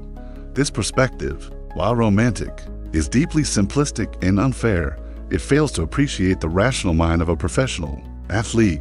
Is it truly a sign of courage to continue absorbing unanswered punishment for several more rounds, risking serious neurological damage or a career-ending injury in a contest you know you have a 0% chance of winning? Or is it a different kind of courage, the courage of a professional to recognize a hopeless situation, acknowledge the superiority of your opponent on that night, and make a calculated decision to preserve your health and career? The Loma's effect isn't a testament to his opponent's lack of heart. It is the ultimate testament to the totality of Lomachenko's dominance. He doesn't just beat his opponents physically. He achieves a level of mental and strategic checkmate so complete that it forces them to make a logical, albeit painful, business decision. That psychological dominance, that ability to force world-class fighters to submit mentally, paints a picture of an almost untouchable, infallible boxing machine. When the system is running perfectly, it seems there is no answer to the puzzle he presents. But what happens when the system is breached? What happens when the ghost in the machine is suddenly made human? When the matador gets clipped by the horns of the bull? This is where we separate the great technicians from the truly great fighters. And for Lomachenko, this moment of crisis came in his toughest and most defining fight against the bigger, stronger, and highly skilled champion Jorge Linares. This was the night he had to adapt. Under fire, Lomachenko was moving up to the 135-pound lightweight division for the first time, and he was immediately challenging for a world title. Linares was no paper champion. He was a veteran of the sport, a 3-division world champion himself in his prime, and a man known for his blistering hand speed and powerful, accurate combinations. From the start, this was not the one-sided domination we saw against Walters or Rigondeaux. It was a tense, high-level chess match. Linares was having his moments. He was using his size and reach effectively, and he was not bewildered by Lomachenko's movement. The fight was competitive, hanging in the balance. Then, at the very end of the 6th round, the unthinkable happened. After an exchange, Lomachenko was creating distance, but for a split second, he broke one of his own cardinal rules. Instead of moving laterally with a hop or pivoting out of danger, he pulled back in a straight line. His feet were momentarily square, his chin was slightly in the air, and it was all the opening a sharpshooter like Linares needed. He fired a perfectly timed, lightning fast straight right hand right down the center. It landed flush, and Lomachenko went down for the first time in his professional career. It was a shocking moment. The untouchable fighter was on the canvas. The infallible system had, for a moment, failed. This is the point where a fighter's true character is revealed. Many fighters, after being hurt and dropped by a bigger man, would become gun-shy. They would retreat into a defensive shell, abandoning their game plan in favor of survival. Lomachenko did the exact opposite. He got up, looking clear-headed, and walked back to his corner. And what we saw in the subsequent rounds was not a fighter in retreat, but a genius at work, problem-solving in real time under the most intense pressure. He didn't abandon his system. He executed it with even greater discipline and focus. The adaptation was multi-layered. First, you'll notice his defensive responsibility went up a notch. His head movement became more exaggerated. He made sure he was never pulling straight back again, always exiting on an angle. Second, and most critically, he made a decisive strategic shift. He recognized that getting into a prolonged head-hunting war with a naturally bigger and more powerful man was a risky proposition. So, he redoubled his efforts on the body. Watch rounds 7, 8, and 9. You'll see him relentlessly executing his pivots and side steps. But now, The primary target of his combinations was Linares' torso. He was digging vicious hooks to the ribs and, crucially, to the liver. He wasn't trying to get the round back in a hurry. He was going back to his methodical, scientific approach, making an investment to drain the gas tank and sap the power of the bigger champion. This brings us to the common counter-argument that emerged immediately after the fight. Critics and skeptics pointed to the knockdown and said, "See, we told you." The first time he faces a legitimate, top-tier lightweight, he gets put down. He's too small. His chin is questionable. The hype is not real, but this perspective completely misses the point. The knockdown didn't expose Lomachenko as vulnerable. It proved his greatness beyond any shadow of a doubt. An easy, one-sided victory tells you a fighter is good. Overcoming a moment of genuine adversity against an elite opponent and still finding a way to win tells you a fighter is truly special. The knockdown and his response to it revealed the hidden layers of his greatness: a solid chin, unshakable composure, and the ability to recalibrate his strategy under fire. The fight culminated in the 10th round. After 3 rounds of dedicated bodywork, Linares was now a fraction slower, his hands dropping just an inch to protect his sore ribs. That was all the opening the system needed. Lomachenko stepped in, got a slight angle, and landed a short, perfect, paralyzing left hook to the liver. A punch that was a direct result of the strategic adaptation he made after the knockdown. Linares crumpled to the canvas and could not beat the count. The Linares fight didn't debunk the Lomachenko myth, it cemented it. It proved he wasn't just a dazzling technician, but a fighter with the heart and intelligence of a true champion. That moment of crisis against Jorge Linares, where a brief defensive lapse resulted in a knockdown, was the stark exception that proves the rule. About Vasiliy Lomachenko's overarching defensive philosophy, because his approach to staying safe in the ring is one of the most unique and sophisticated in the sport. When you think of a great defensive fighter, you probably picture someone with a tight guard, incredible head movement, and uncanny reflexes, someone who is a master of making you miss. Lomachenko has all of those things, but they are not his primary defense. They are his backup systems. His true defensive genius lies in a simple, profound, and paradoxical idea. His best defense is his offensive positioning. This is a philosophy built on the principle of preemption. It fundamentally separates itself into 2 schools of thought: reactive defense and proactive defense. Reactive defense is what we traditionally see and celebrate. It's the shoulder roll of a Floyd Mayweather, the slick head movement of a Pernell Whitaker, the high guard and parrying of a Winky Wright. These are all brilliant skills designed to neutralize an attack that is already in motion. They are the answer to a question the opponent has already asked. Lomachenko's system is designed to prevent the opponent from even asking the question. This is proactive defense. His entire game is built on the obsessive pursuit of the dominant angle, a position where he can hit you and you cannot hit him back. By making this his singular goal, his offense and defense become one and the same action. When he successfully pivots to an opponent's flank, he has not only created a prime opportunity to attack, but he has also placed himself in the safest possible position in the ring. A fighter who is being forced to turn their entire body to find their opponent is a fighter who is not in a position to punch. Their offensive capabilities are temporarily nullified. Their brain is not processing attack patterns. It is screaming. Where is he?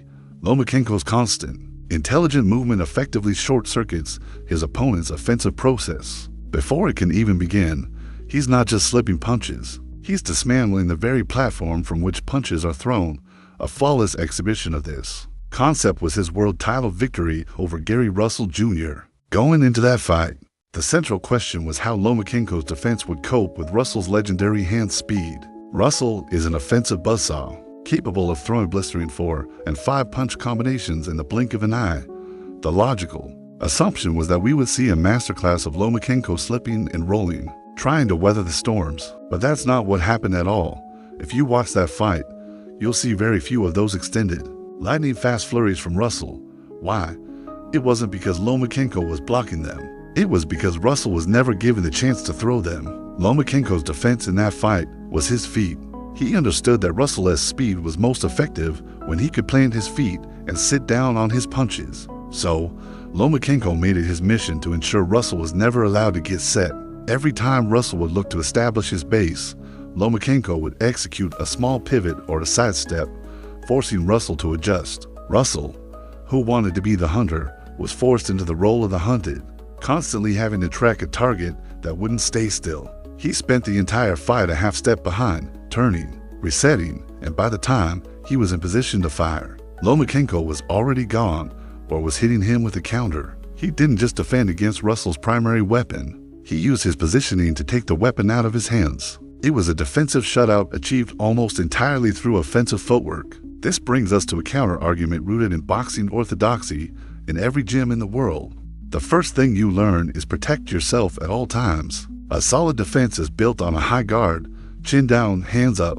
It's a reactive philosophy that accepts that you will, inevitably, be in the line of fire, and your job is to minimize the damage. When you are, Lomachenko's system doesn't discard this, but it treats it as a secondary option. His philosophy is conceptually a level above the traditional wisdom. It asks the question, why stand in the line of fire in the first place? It is the difference between being an expert firefighter and being an architect who designs a building that is so perfectly fireproof that a blaze can never truly start. One is about managing a crisis, the other is about preventing it from ever occurring. By making offensive positioning his primary mode of defense, Lomachenko aims for the latter. It is the ultimate form of risk management and the pinnacle of strategic boxing. But as the Linners fight proved, no fighter, no matter how brilliant their proactive defense is, can stay out of the line of fire forever. Boxing is a sport of close quarters combat, and eventually, every fighter finds themselves in the pocket, chest to chest with their opponent. It is in these moments of intense pressure, where his footwork is seemingly neutralized, that we can see another layer of Lomachenko's genius. Even his seemingly conventional high guard is not what it appears to be. He has transformed what is typically a passive shield into an active, intelligent tool for manipulation or rudder he uses to steer his opponents right into the path of his own attacks. At first glance, Lomachenko's guard looks fairly standard for a smaller fighter. He keeps his hands high, around his temples, with his elbows tucked in tight to protect his body. It's reminiscent of the classic peekaboo style. Its primary function, of course, is to block and parry punches at close range. But if you watch with a discerning eye, you'll see it's doing so much more. He uses his gloves, wrists, and particularly his forearms to create frames against his opponent. A frame, a concept often used in grappling arts, is simply a rigid structure used to create and maintain space against aggressive opponents who try to smother him and negate his footwork, the very blueprint that Vasiliy used against him. These frames are his secret weapon. Think of his guard not as a wall, but as a rudder. A rudder doesn't power a ship, but it dictates its direction. When an opponent like the aggressive Jason Sosa charges in, trying to turn the fight into a brawl, Lomachenko doesn't just shell up. You'll see him meet the charge with his guard. He'll post his lead right forearm on Sosa's neck or shoulder. This isn't an illegal stiff arm, it's a subtle, dynamic post used to control space and leverage. This frame accomplishes three things simultaneously. First, it stops the opponent's forward momentum, preventing them from leaning all their weight on him. Second, it maintains a small, critical pocket of space between them. And third, it acts as a pivot point. With that frame established, his feet are now free to move. He can use the post on Sosa's shoulder as the axis point, around which he executes his signature pivot, literally steering his opponent past him and into empty space. The Jason Sosa fight is a fantastic case study for this. Sosa's entire game plan was to be the bull, to walk Lomachenko down and force him into a war of attrition. But he could never sustain his pressure. You can see sequences where Sosa traps Lomachenko on the ropes and comes barreling in.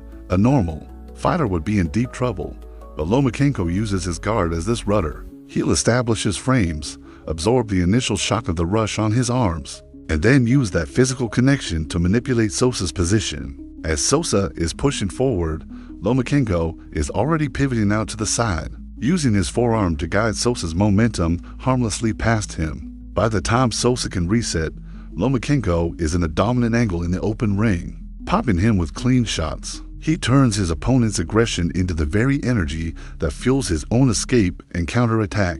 It was this constant frustration, this inability to ever truly pin Lomachenko down, that ultimately led Sosa to quit on his stool.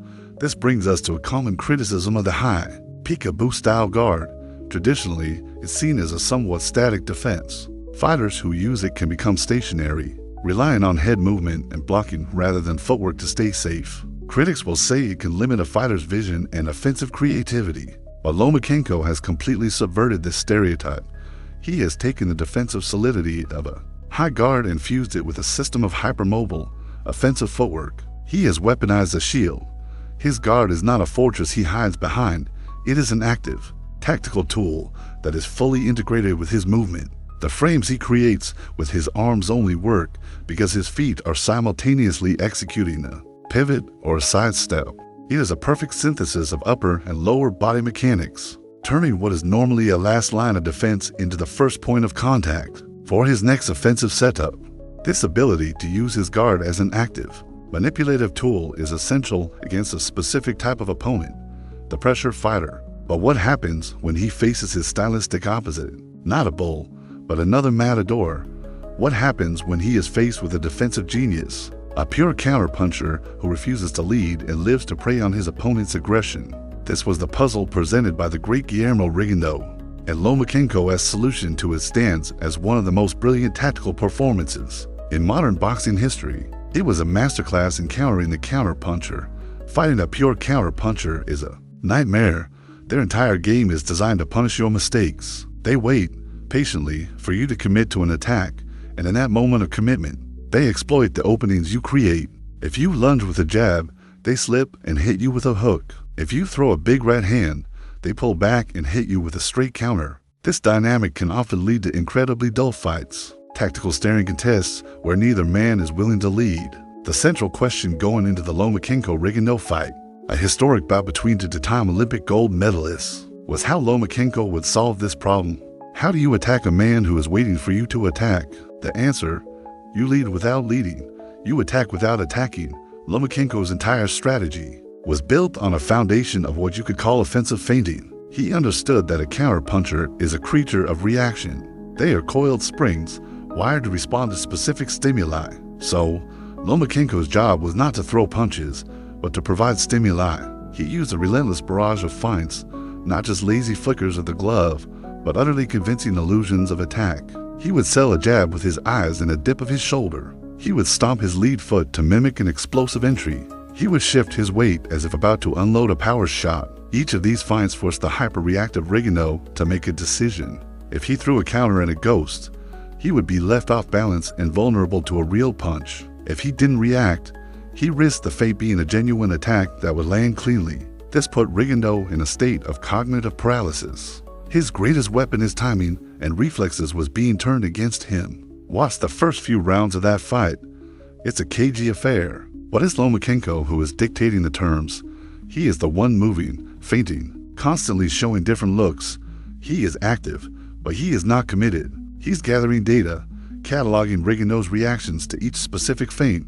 Then, as the fight wears on, you see him start to exploit the patterns he has uncovered. He'll show the same feint. That made Rigondeaux flinch in the second round, but this time, he follows it with a quick, angled body shot. When Rigondeaux, in a moment of frustration, would try to lunge in and clinch to smother the action, Lomachenko would use the very frames and rudders we just discussed to push off, pivot out, and make him miss again. He systematically took away every single tool Rigondeaux relied on, leaving the master technician with an empty toolbox. After 6 rounds of this psychological and physical frustration, Rigondeaux quit on his stool. In the aftermath, his camp was quick to point to a hand injury and a significant size difference as the reasons for the loss. Rigondeaux, a career bantamweight and super bantamweight, had moved up to full weight classes to make the fight happen. This is the common counter argument you'll hear. But while the size difference was certainly a factor in the physicality of the bout, it was not the decisive one. The fight was not one with size or strength. It was one with strategy and intellect. Rigondeaux's problems that night were not primarily physical.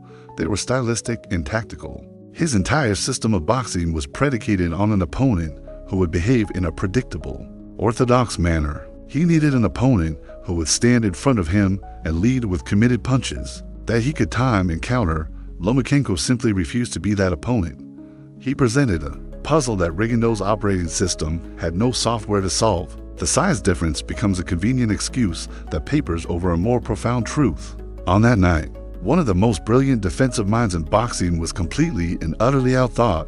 The look of pure hopelessness on Rigondeaux's face in that corner was not the result of a sore hand. It was the result of being placed in a game where all of his best moves resulted in checkmate for his opponent. That methodical, intellectual dismantling of Guillermo Rigondeaux was not a rigid, pre-written script he followed from the opening bell. It was a fluid strategy, developed and honed in real time based on the evidence presented to him in the ring. And this brings us to a core, and sometimes controversial, element of his process. The early rounds of his fights are not about winning, they are about learning. For Vasiliy Lomachenko, the first quarter of a championship fight is a dedicated intelligence-gathering phase, a live-fire diagnostic he runs to map his opponent's every reaction. It is the data download. Remember the amateur supercomputer we discussed? The vast database built over nearly 400 fights? While that database provides him with a general understanding of fighter archetypes, the data download is about collecting specific, actionable intelligence on the man standing in front of him on that particular night. During these opening rounds, you'll often notice his offensive output is remarkably low. He isn't throwing power shots or trying to win the rounds on the judges' scorecards. He is using his movement, his feints, and light, probing punches as sensors. He is running a scan, and the data he is collecting is incredibly granular. He's not just seeing if his opponent is orthodox or southpaw. He's asking 1,000 tiny questions. How does he react to a jab feinted to the head versus one feinted to the body? Is there a subtle shoulder twitch that telegraphs his power hand? When he throws his jab, what is his exact rhythm of retraction? Does he move his head after he punches? How does he respond to a lateral hop to the left versus one to the right? Is he breathing through his mouth already, a sign of a potential cardio issue? Every move his opponent makes, every reaction to one of his feints, is a data point that is being fed into his processor. This approach necessitates a strategic trade-off, and it's one that often frustrates fans who crave action from the opening bell. He is frequently willing to lose the first few rounds on the scorecards, in exchange for what he deems to be far more valuable, a complete tactical blueprint of his opponent. This is why so many of his fights follow a distinct act structure. The first few rounds are often slow, methodical, even-looking affairs. But once the download is complete, usually around the 4th or 5th round, the fight changes dramatically. Suddenly, the feints are replaced by crushing body shots. The probing movements are replaced by decisive, fight-altering pivots. It looks like he has figured him out, and that's because he has. He has spent the early rounds building a predictive model of his opponent's reactions. He now knows, with a high degree of certainty, what his opponent is going to do before they do it. This allows him to fight the second half of the bout operating one step in the future. However, this strategy is a high-stakes gamble, and the perfect example of the risk involved is his unification fight against Teofimo Lopez. Lopez was a young, hungry, and powerful champion, and he was naturally the bigger man. For the first 6 to 7 rounds of that fight, you can see Lomachenko in full data download mode. He is circling, feinting, respecting Lopez's power, and throwing an almost non-existent number of punches. He is trying to get a read on Lopez's timing and bait him into making a mistake. The problem was, Lopez was an exceptionally disciplined and intelligent opponent. He refused to take the bait. He didn't chase. He didn't overcome it. He didn't fall for the feints. He simply used his size and a disciplined jab to control the range and rack up points, while Lomachenko was busy processing. By the time the download was complete and Lomachenko finally opened up his offense, in the second half of the fight, he had already given away a massive lead on the scorecards. The hole was simply too deep to climb out of. The data download, his most reliable tool, had backfired. This of course flies in the face of the classic, hard-nosed boxing mentality that you must establish dominance from the very first bell. Cornermen and fans alike will scream, "You can't give away rounds or go out there and impose your will." It's a philosophy built on aggression and momentum. Lomachenko's philosophy, however, is that of a grandmaster. Information is the ultimate weapon. He believes that one punch thrown with 100% certainty of its outcome in the 7th round is worth more than 5 punches thrown on a prayer in the first. It's a calculated decision to trade the tangible early rounds on a scorecard for the intangible near-perfect strategic information against nearly every opponent he had ever faced. That calculation proved to be a winning one. The Lopez fight, however, was a brutal reminder that the strategy is only as good as the data you can collect, and a disciplined opponent can sometimes deny you the very variables you need to solve the equation. The failure of the data download in the Teofimo Lopez fight was not just a minor glitch. It was a catastrophic system error that cost him the undisputed lightweight championship. It begs the larger question: what exactly happened that night in Las Vegas? How did this young, powerful, and supremely confident challenger succeed where a long list of champions and legends had failed? The answer isn't a simple one. It wasn't a lucky punch or a bad decision. The Lopez victory was a perfect storm, a confluence of physical advantages, a brilliantly conceived and executed game plan, and a level of tactical discipline that completely diffused the Lomachenko matrix. First and foremost, we have to acknowledge the physical factors. Lopez was a big, strong, and powerful lightweight. Lomachenko was in only his fourth fight in the division and was visibly the smaller man. This size and power disparity formed the foundation of Lopez's entire game plan. It commanded a level of respect from Lomachenko that we had rarely seen before. The threat of a devastating counterpunch was so real that it amplified Lomachenko's natural tendency for a cautious start. His entries had to be flawless, his exits immaculate. This inherent danger undoubtedly contributed to the prolonged, low-output data download phase. He was spending so much time calculating risk that he wasn't taking any, but size and power alone wouldn't have been enough. Many powerful fighters had been befuddled and broken by Lomachenko before. The true genius of the Lopez performance was the tactical discipline. Team Lopez had clearly studied the Salido blueprint in every Lomachenko fight since. They understood that the entire Lomachenko system is predicated on baiting reactions, and so, Teofimo Lopez made a simple, profound decision.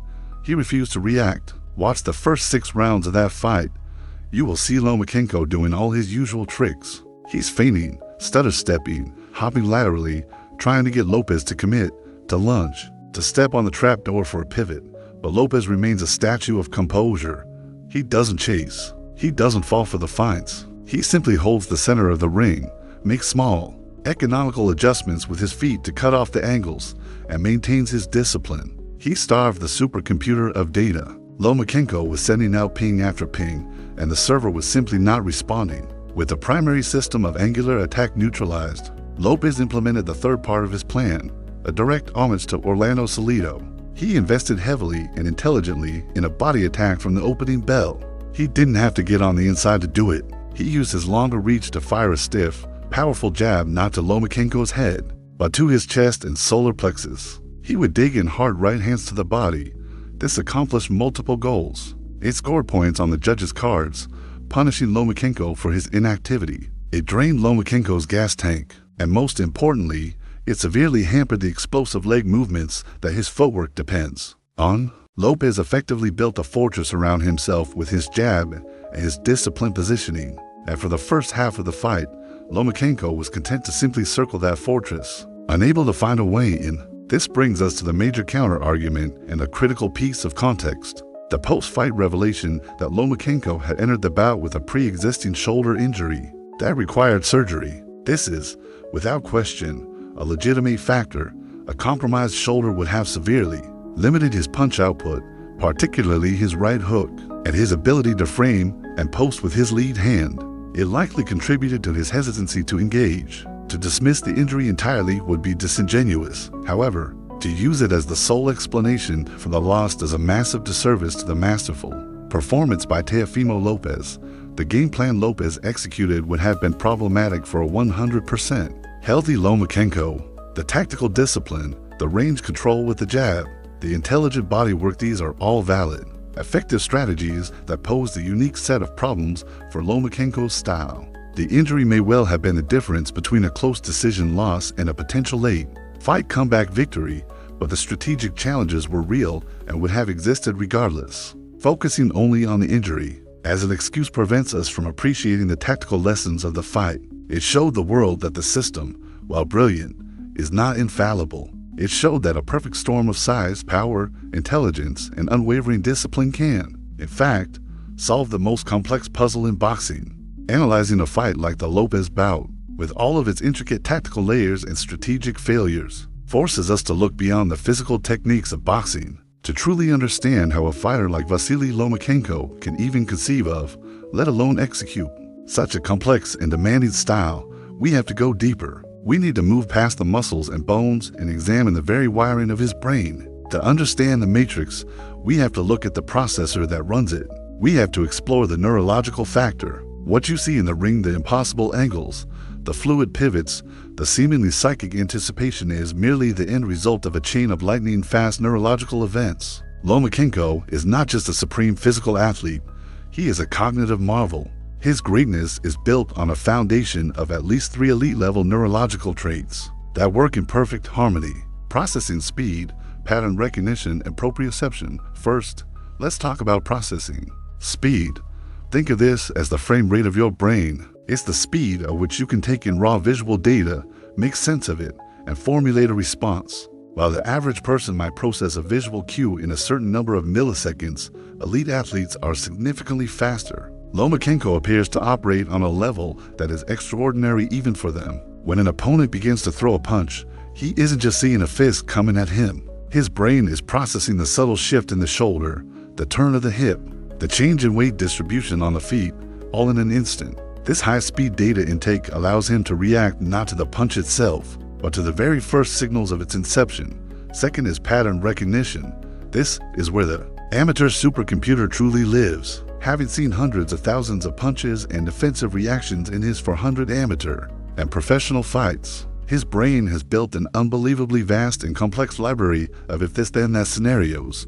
When he sees that initial shoulder twitch, his brain's high processing speed captures the data, and his pattern recognition faculty instantly cross-references it with every similar movement it has ever cataloged. It recognizes the pattern and immediately provides the most likely outcome. This specific twitch from an orthodox fighter at this range has a 92% probability of being a straight right hand. This is why it looks like he has precognition. It's not magic, it's a prediction based on an unparalleled statistical database. Finally, and perhaps most importantly for his movement, is proprioception. This is often called the body's sixth sense. It is your brain's innate and constant understanding of where all of your limbs and your body are in space, without you having to look. Close your eyes and touch your nose with your finger. That's proprioception. Lomachenko's is honed to a level of artistry for him to execute a full pivot, shifting his weight onto one foot, while rotating his entire body and preparing to throw a combination, all without losing his balance by a single millimeter. Requires a sublime sense of his own body in space. His brain knows the precise angle of his ankle, the position of his hips, and the location of his head at every moment, allowing for that fluid, almost dance-like coordination. These neurological gifts are not just theoretical. You can see them being actively trained in his famous and often bizarre training methods. You've likely seen the videos of him standing before a large grid of numbers. A light flashes, and he has to find and tap the numbers in sequence as fast as possible, often using only his peripheral vision. This isn't a game. It is a targeted drill to improve his processing speed and his ability to absorb and react to information across a wide field of vision. He's training his brain to see more, faster. Similarly, when you see him juggling multiple balls or catching oddly shaped reaction balls that bounce in unpredictable directions, he is training his hand-eye coordination and, crucially, his proprioception. His brain is being forced to make thousands of rapid, tiny adjustments to track and intercept objects in chaotic flight, honing the same pathways that allow him to make those minute adjustments to his balance and positioning in the ring. Now, the easy counter-argument to all of this is to simply chalk it up to natural talent, to say he was just born with it, or he's a genetic freak. And while he certainly possesses incredible natural gifts, to say it's all innate is to completely misunderstand the story. It is the classic debate of nature versus nurture, and in Lomachenko's case, it is a story of nurture amplifying nature to its absolute zenith. His father and trainer, Anatoly, is not just a boxing coach. He is a master of sports science from a young age. He wasn't just training his son's muscles. He was meticulously building his son's brain. The mandatory traditional dance classes, the gymnastics, the juggling, the number grids, all of it was a decades-long project in neurological engineering. His otherworldly ability is not just a gift he was given, it's a skill that was scientifically and painstakingly built. Those specific neurological drills we just touched on, the number grids, the reaction balls, are not isolated oddities. They are just one piece of a much larger and far more unconventional puzzle. To truly understand how the Matrix was built, you have to look at the full, holistic training philosophy of its chief architect, Anatoly Lomachenko, Vasiliy's father and trainer. His approach to developing a fighter is so fundamentally different from the boxing orthodoxy that it represents a paradigm shift in combat sports training. His core belief is simple but profound. You don't train a child to be a boxer, you train them to be a complete athlete. And then you apply that superior athleticism to the science of boxing. The typical path for a young boxer is to enter a boxing gym and learn how to box. They learn the stance, the jab, the cross, and they drill these specific skills over and over. Anatoly Lomachenko saw this as a limited approach. In his philosophy, boxing is the final application, not the foundational skill. The foundation is built from a diverse array of disciplines, designed to develop the core attributes of a supreme athlete: balance, rhythm, coordination, explosive power, mental fortitude, and problem-solving abilities. He believed that if he could build these underlying attributes to a world-class level, the specific skills of boxing would be easier to learn and could be executed at a much higher level. So much so that he famously forbade his prodigy son from training in a boxing gym until he had mastered these other, seemingly unrelated disciplines. This is why so much of Lomachenko's training regimen looks nothing like boxing. It is all part of a plan to achieve a state of what psychologists call unconscious competence, the ability to perform complex actions without conscious thought. Let's look at two of his most famous non-boxing exercises. First, the dancing. Before he was allowed to dedicate himself to the sweet science, his father forced him to spend years learning traditional Ukrainian folk dancing, specifically the hopak. To the outside observer, it seems absurd, but analyze what the hopak develops. It's an incredibly athletic and physically demanding dance characterized by deep squats, explosive leaps, and constant, intricate footwork. It builds phenomenal leg strength and endurance. It hardwires a deep, intuitive sense of rhythm. And, most importantly, it develops world-class balance and coordination. The fluid, powerful, and perfectly balanced pivots you see him execute in the ring, their very DNA can be traced back to the dance floor in Ukraine. Then there are the now legendary underwater drills. Lomachenko has been filmed holding his breath underwater for staggering lengths of time, reportedly over 4 minutes. Again, the casual observer might ask, what does that have to do with boxing? It has everything to do with the mental side of the sport. This is an exercise in pure psychological conditioning. He is training his mind to remain calm, to think clearly, and to operate with maximum efficiency, while his body is under the most extreme form of physical duress, screaming for oxygen. Now, fast forward to the 11th round of a brutal championship fight. The fighter's lungs are on fire, his muscles are filled with lactic acid, and his body is begging him to stop. In that moment of crisis, Lomachenko's mind has been to a much darker, more stressful place. He has been conditioned to remain serene in the storm, to recall the game plan, and to execute his skills with precision, even when his body is failing. It is a simulated rehearsal for championship-level adversity. This holistic, scientific approach is a direct counter-argument to the old-school boxing training mentality. The traditional boxing gym is a place of beautiful, gritty simplicity. You run your miles before the sun comes up, you chop wood, you hammer the heavy bag, you do your pad work, and you engage in hard sparring.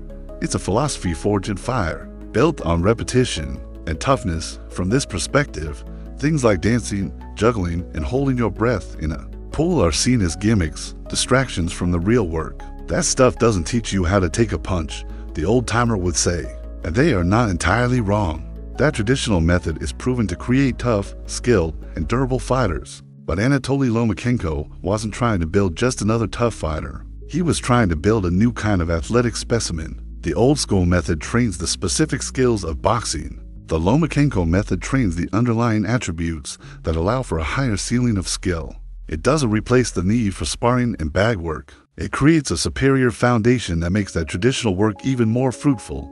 It is the difference between learning a piece of software and building a more powerful computer to run any software you want. This revolutionary blueprint, this meticulously constructed system built on a foundation of sports science, psychological conditioning, and unorthodox training, is so undeniably effective that its influence is now beginning to ripple throughout the entire sport of boxing. When a stylist as innovative and successful as Lomachenko comes along, they don't just win belts, they change the very fabric of the game. We are now witnessing the emergence of what can only be called the Lomachenko lineage, a new generation of fighters who are adopting and adapting the principles that he perfected in any sport. A true innovator creates a paradigm shift. At first, their style is seen as an oddity, a departure from the norm. But as their success becomes undeniable, that oddity slowly becomes the new orthodoxy. Think of how Stephen Curry and the Golden State Warriors permanently changed basketball, proving the mathematical and strategic dominance of the three-point shot. Lomachenko is having a similar, albeit more subtle, impact on boxing. His career has been a resounding proof of concept for a style built on movement, intelligence, and angles over the more traditional virtues of size, power, and attrition. Fighters and trainers around the world have taken notice. The old school, rock 'em sock 'em mentality is being challenged by a more cerebral, mobile approach. You can see this influence in gyms all over the world.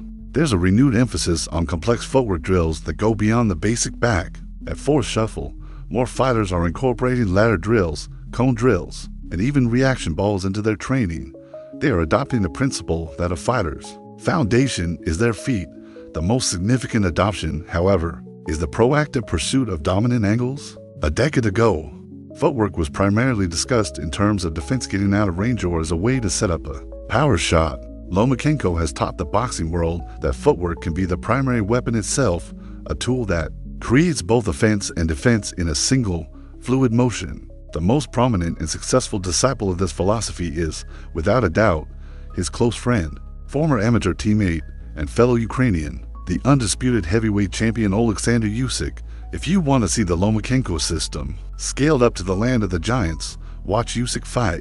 He is almost always the smaller man, giving up significant height, weight, and power to behemoths like Anthony Joshua and Tyson Fury, and yet, he finds a way to win. He does it by employing the very same principles as his lightweight counterpart. Watch Usyk's masterful performances against Anthony Joshua. It is the Lomachenko blueprint, writ large. He is in a state of perpetual motion, never giving the bigger, more powerful puncher a stationary target. His lead foot is constantly battling for that dominant outside position. He uses a dizzying array of feints with his hands and feet to draw reactions from Joshua, creating openings to either land a quick, stinging punch or to explode into a lateral movement that changes the angle of attack. You will see him execute beautiful, fluid pivots that leave the 250-pound Joshua looking lost and clumsy, forced to reset his feet while Usyk is already landing another shot from a new position. He is not trying to outmuscle the bigger man. He is systematically outthinking and outmaneuvering him. It is a direct tactical and philosophical inheritance from the system Lomachenko popularized. Now, the immediate counter-argument to this idea of a lineage is that Lomachenko is a unicorn, a one-of-a-kind talent whose style is simply too complex and too unique to be replicated. Critics will rightly point out, you can't just teach someone to be Lomachenko. It took a lifetime of specific training, from dancing to 400 amateur fights. It's impossible to copy, and on one level, this is absolutely true. You cannot mass-produce Vasiliy Lomachenko. His specific history, his father's unique vision, and his sheer volume of experience make him a singular talent. However, this argument misunderstands the nature of influence. The Lomachenko lineage is not about creating an army of clones. It is about the dissemination of a philosophy. The core principles of his style are not magic. They are universal strategic concepts. The idea of prioritizing angles, of using fights to manipulate reactions, of weaponizing footwork, these are lessons that any intelligent fighter can study and integrate into their own game, tailored to their own unique physical attributes. Just as thousands of basketball players have learned to shoot the three ball effectively, without being a carbon copy of Stephen Curry, fighters are now learning to incorporate angular, intelligent movement into their styles without being Lomachenko. His ultimate legacy may not be the titles he won, but the way he has permanently expanded the strategic vocabulary of the sport for an entire generation to come. This spreading influence, this ever-growing tactical lineage, can sometimes create an aura of invincibility around a fighter. When you dissect the mechanics, the training, and the neurological factors behind Lomachenko's success, it can start to feel like you're describing an unsolvable equation, a perfect fighting machine. But to fully appreciate the genius of his system, we have to remain objective. We have to step back, take off the lab coat for a moment, and be willing to debunk the invincibility myth. Because Vasiliy Lomachenko, for all his otherworldly skill, is not infallible. His system, like any system, has vulnerabilities, and a handful of elite opponents have provided the world with a blueprint on how to stress, strain, and even break the matrix. To understand how to challenge Lomachenko, You have to first accept that you will not outbox him in a traditional sense. You will not be slicker, faster with your feet, or more creative with your angles. Trying to play his game is a guaranteed loss.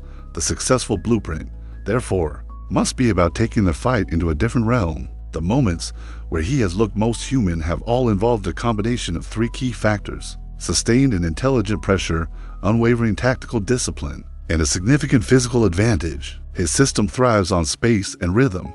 It needs a little bit of room for the pivots and hops to work, and it needs an opponent's rhythm to disrupt. Therefore, the first step is to deny him both. An opponent who can effectively and consistently close the distance, who can turn the fight into a close-range battle of attrition, can begin to smother the system. Secondly, his system relies on baiting reactions to fuel its next move. A disciplined opponent who refuses to fall for the feints, who doesn't chase him around the ring, and who sticks religiously to their own game plan can starve his processor of the data it needs to function. And finally, as we saw against Linares and Lopez, sheer size and power matter.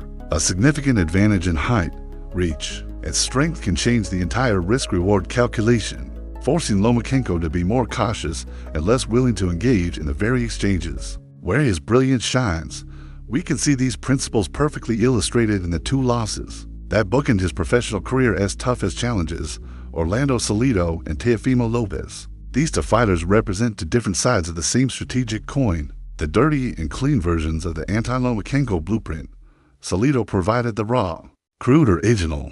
He won by refusing to engage in a technical boxing match at all. He turned it into a mugging. He used his superior weight and strength to lean on Lomachenko, his veteran savvy to clinch and hit on the break, and a relentless, often illegal, body attack to sap Lomachenko's legs. Salido didn't solve the geometric puzzle. He simply threw the chessboard on the ground and stomped on it. It was a victory of brute force and rule-bending physicality over sublime skill. Now, fast forward several years to Teofimo Lopez. Lopez and his team took the core principle of the Salido fight pressure and refined it into a clean, disciplined, and highly intelligent strategy. It wasn't a dirty fight. It was a tactical masterclass. He used his size not just to maul, but to control the range with a long, powerful jab. He used that jab to attack the body, scientifically breaking down Lomachenko's movement. And most importantly, he displayed the unwavering discipline to not fall for the feints. He was the sophisticated, evolved version of the blueprint. If Salido used a sledgehammer to break the system, Lopez used a combination of a surgeon's scalpel and an impenetrable shield. This is where we must confront the common tendency in sports fandom to deify our heroes. In the wake of both losses, it was easy for supporters to point to external factors: Salido's missed weight and the lenient referee, Lopez's size advantage, and Lomachenko's shoulder injury, and dismiss the results as flukes or anomalies.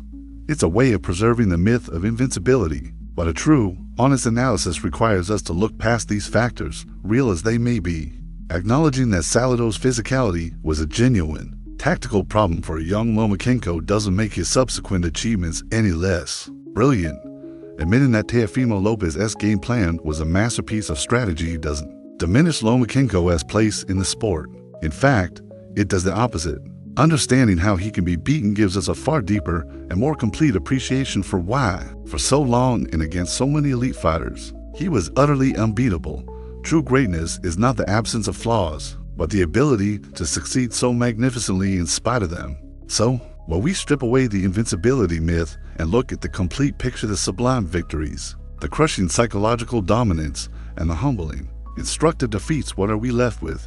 When all the data has been downloaded and all the angles have been analyzed, what is the final analysis of this ghost in the machine? Vasiliy Lomachenko's legacy in the sport of boxing will not, and should not, be defined by a simple win-loss record or a list of title belts. His lasting contribution is far more profound. He will be remembered as one of the great innovators, a strategic genius who fundamentally changed the tactical vocabulary of the sport. His career has been a testament to the power of a holistic, scientific, and deeply intelligent approach to combat.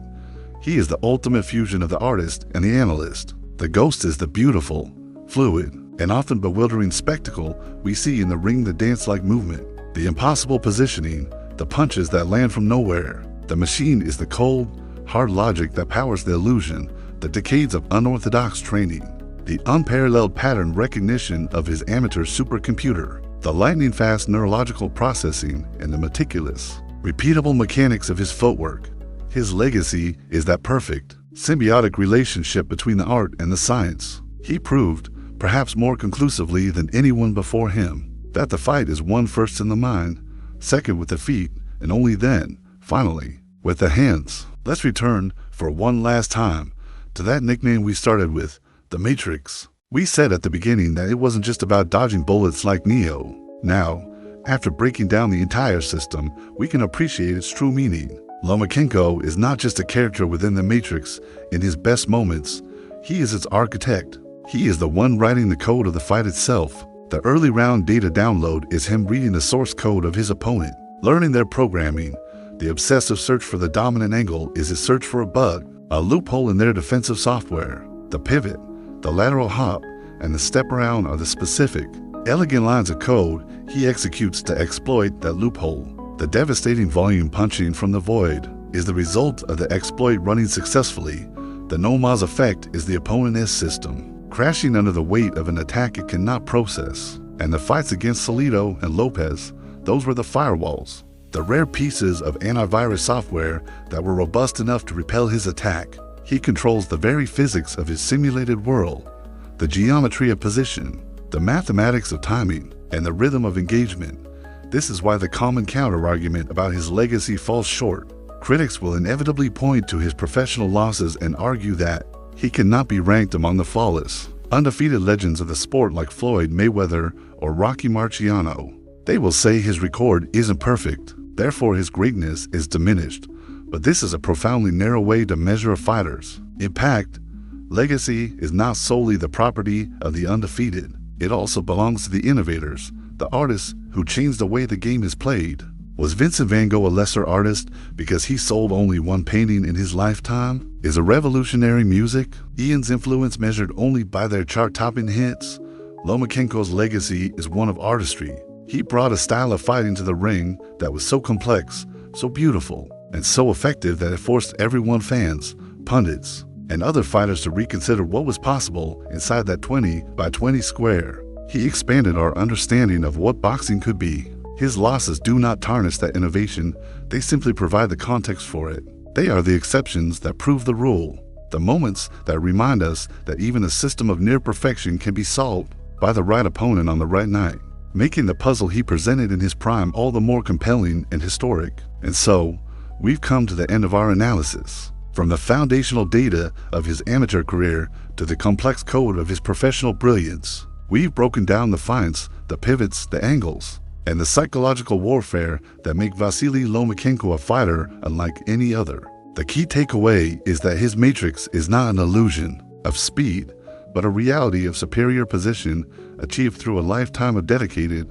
scientific, and artistic training. He is a ghost in the machine, a master strategist whose movements will be studied and emulated for generations. So the next time you watch a Lomachenko fight, or any fight for that matter, try to look away from the fist for just a moment and watch the feet. That's where the real story is being told, where the geometry of genius is written on the canvas, one perfectly placed step at a time. It's a reminder that in boxing, as in any art, the deepest beauty lies in the details that most people never even think to look for. That's the final whistle for this episode of the Sports Lab. Thank you for joining us on this deep dive.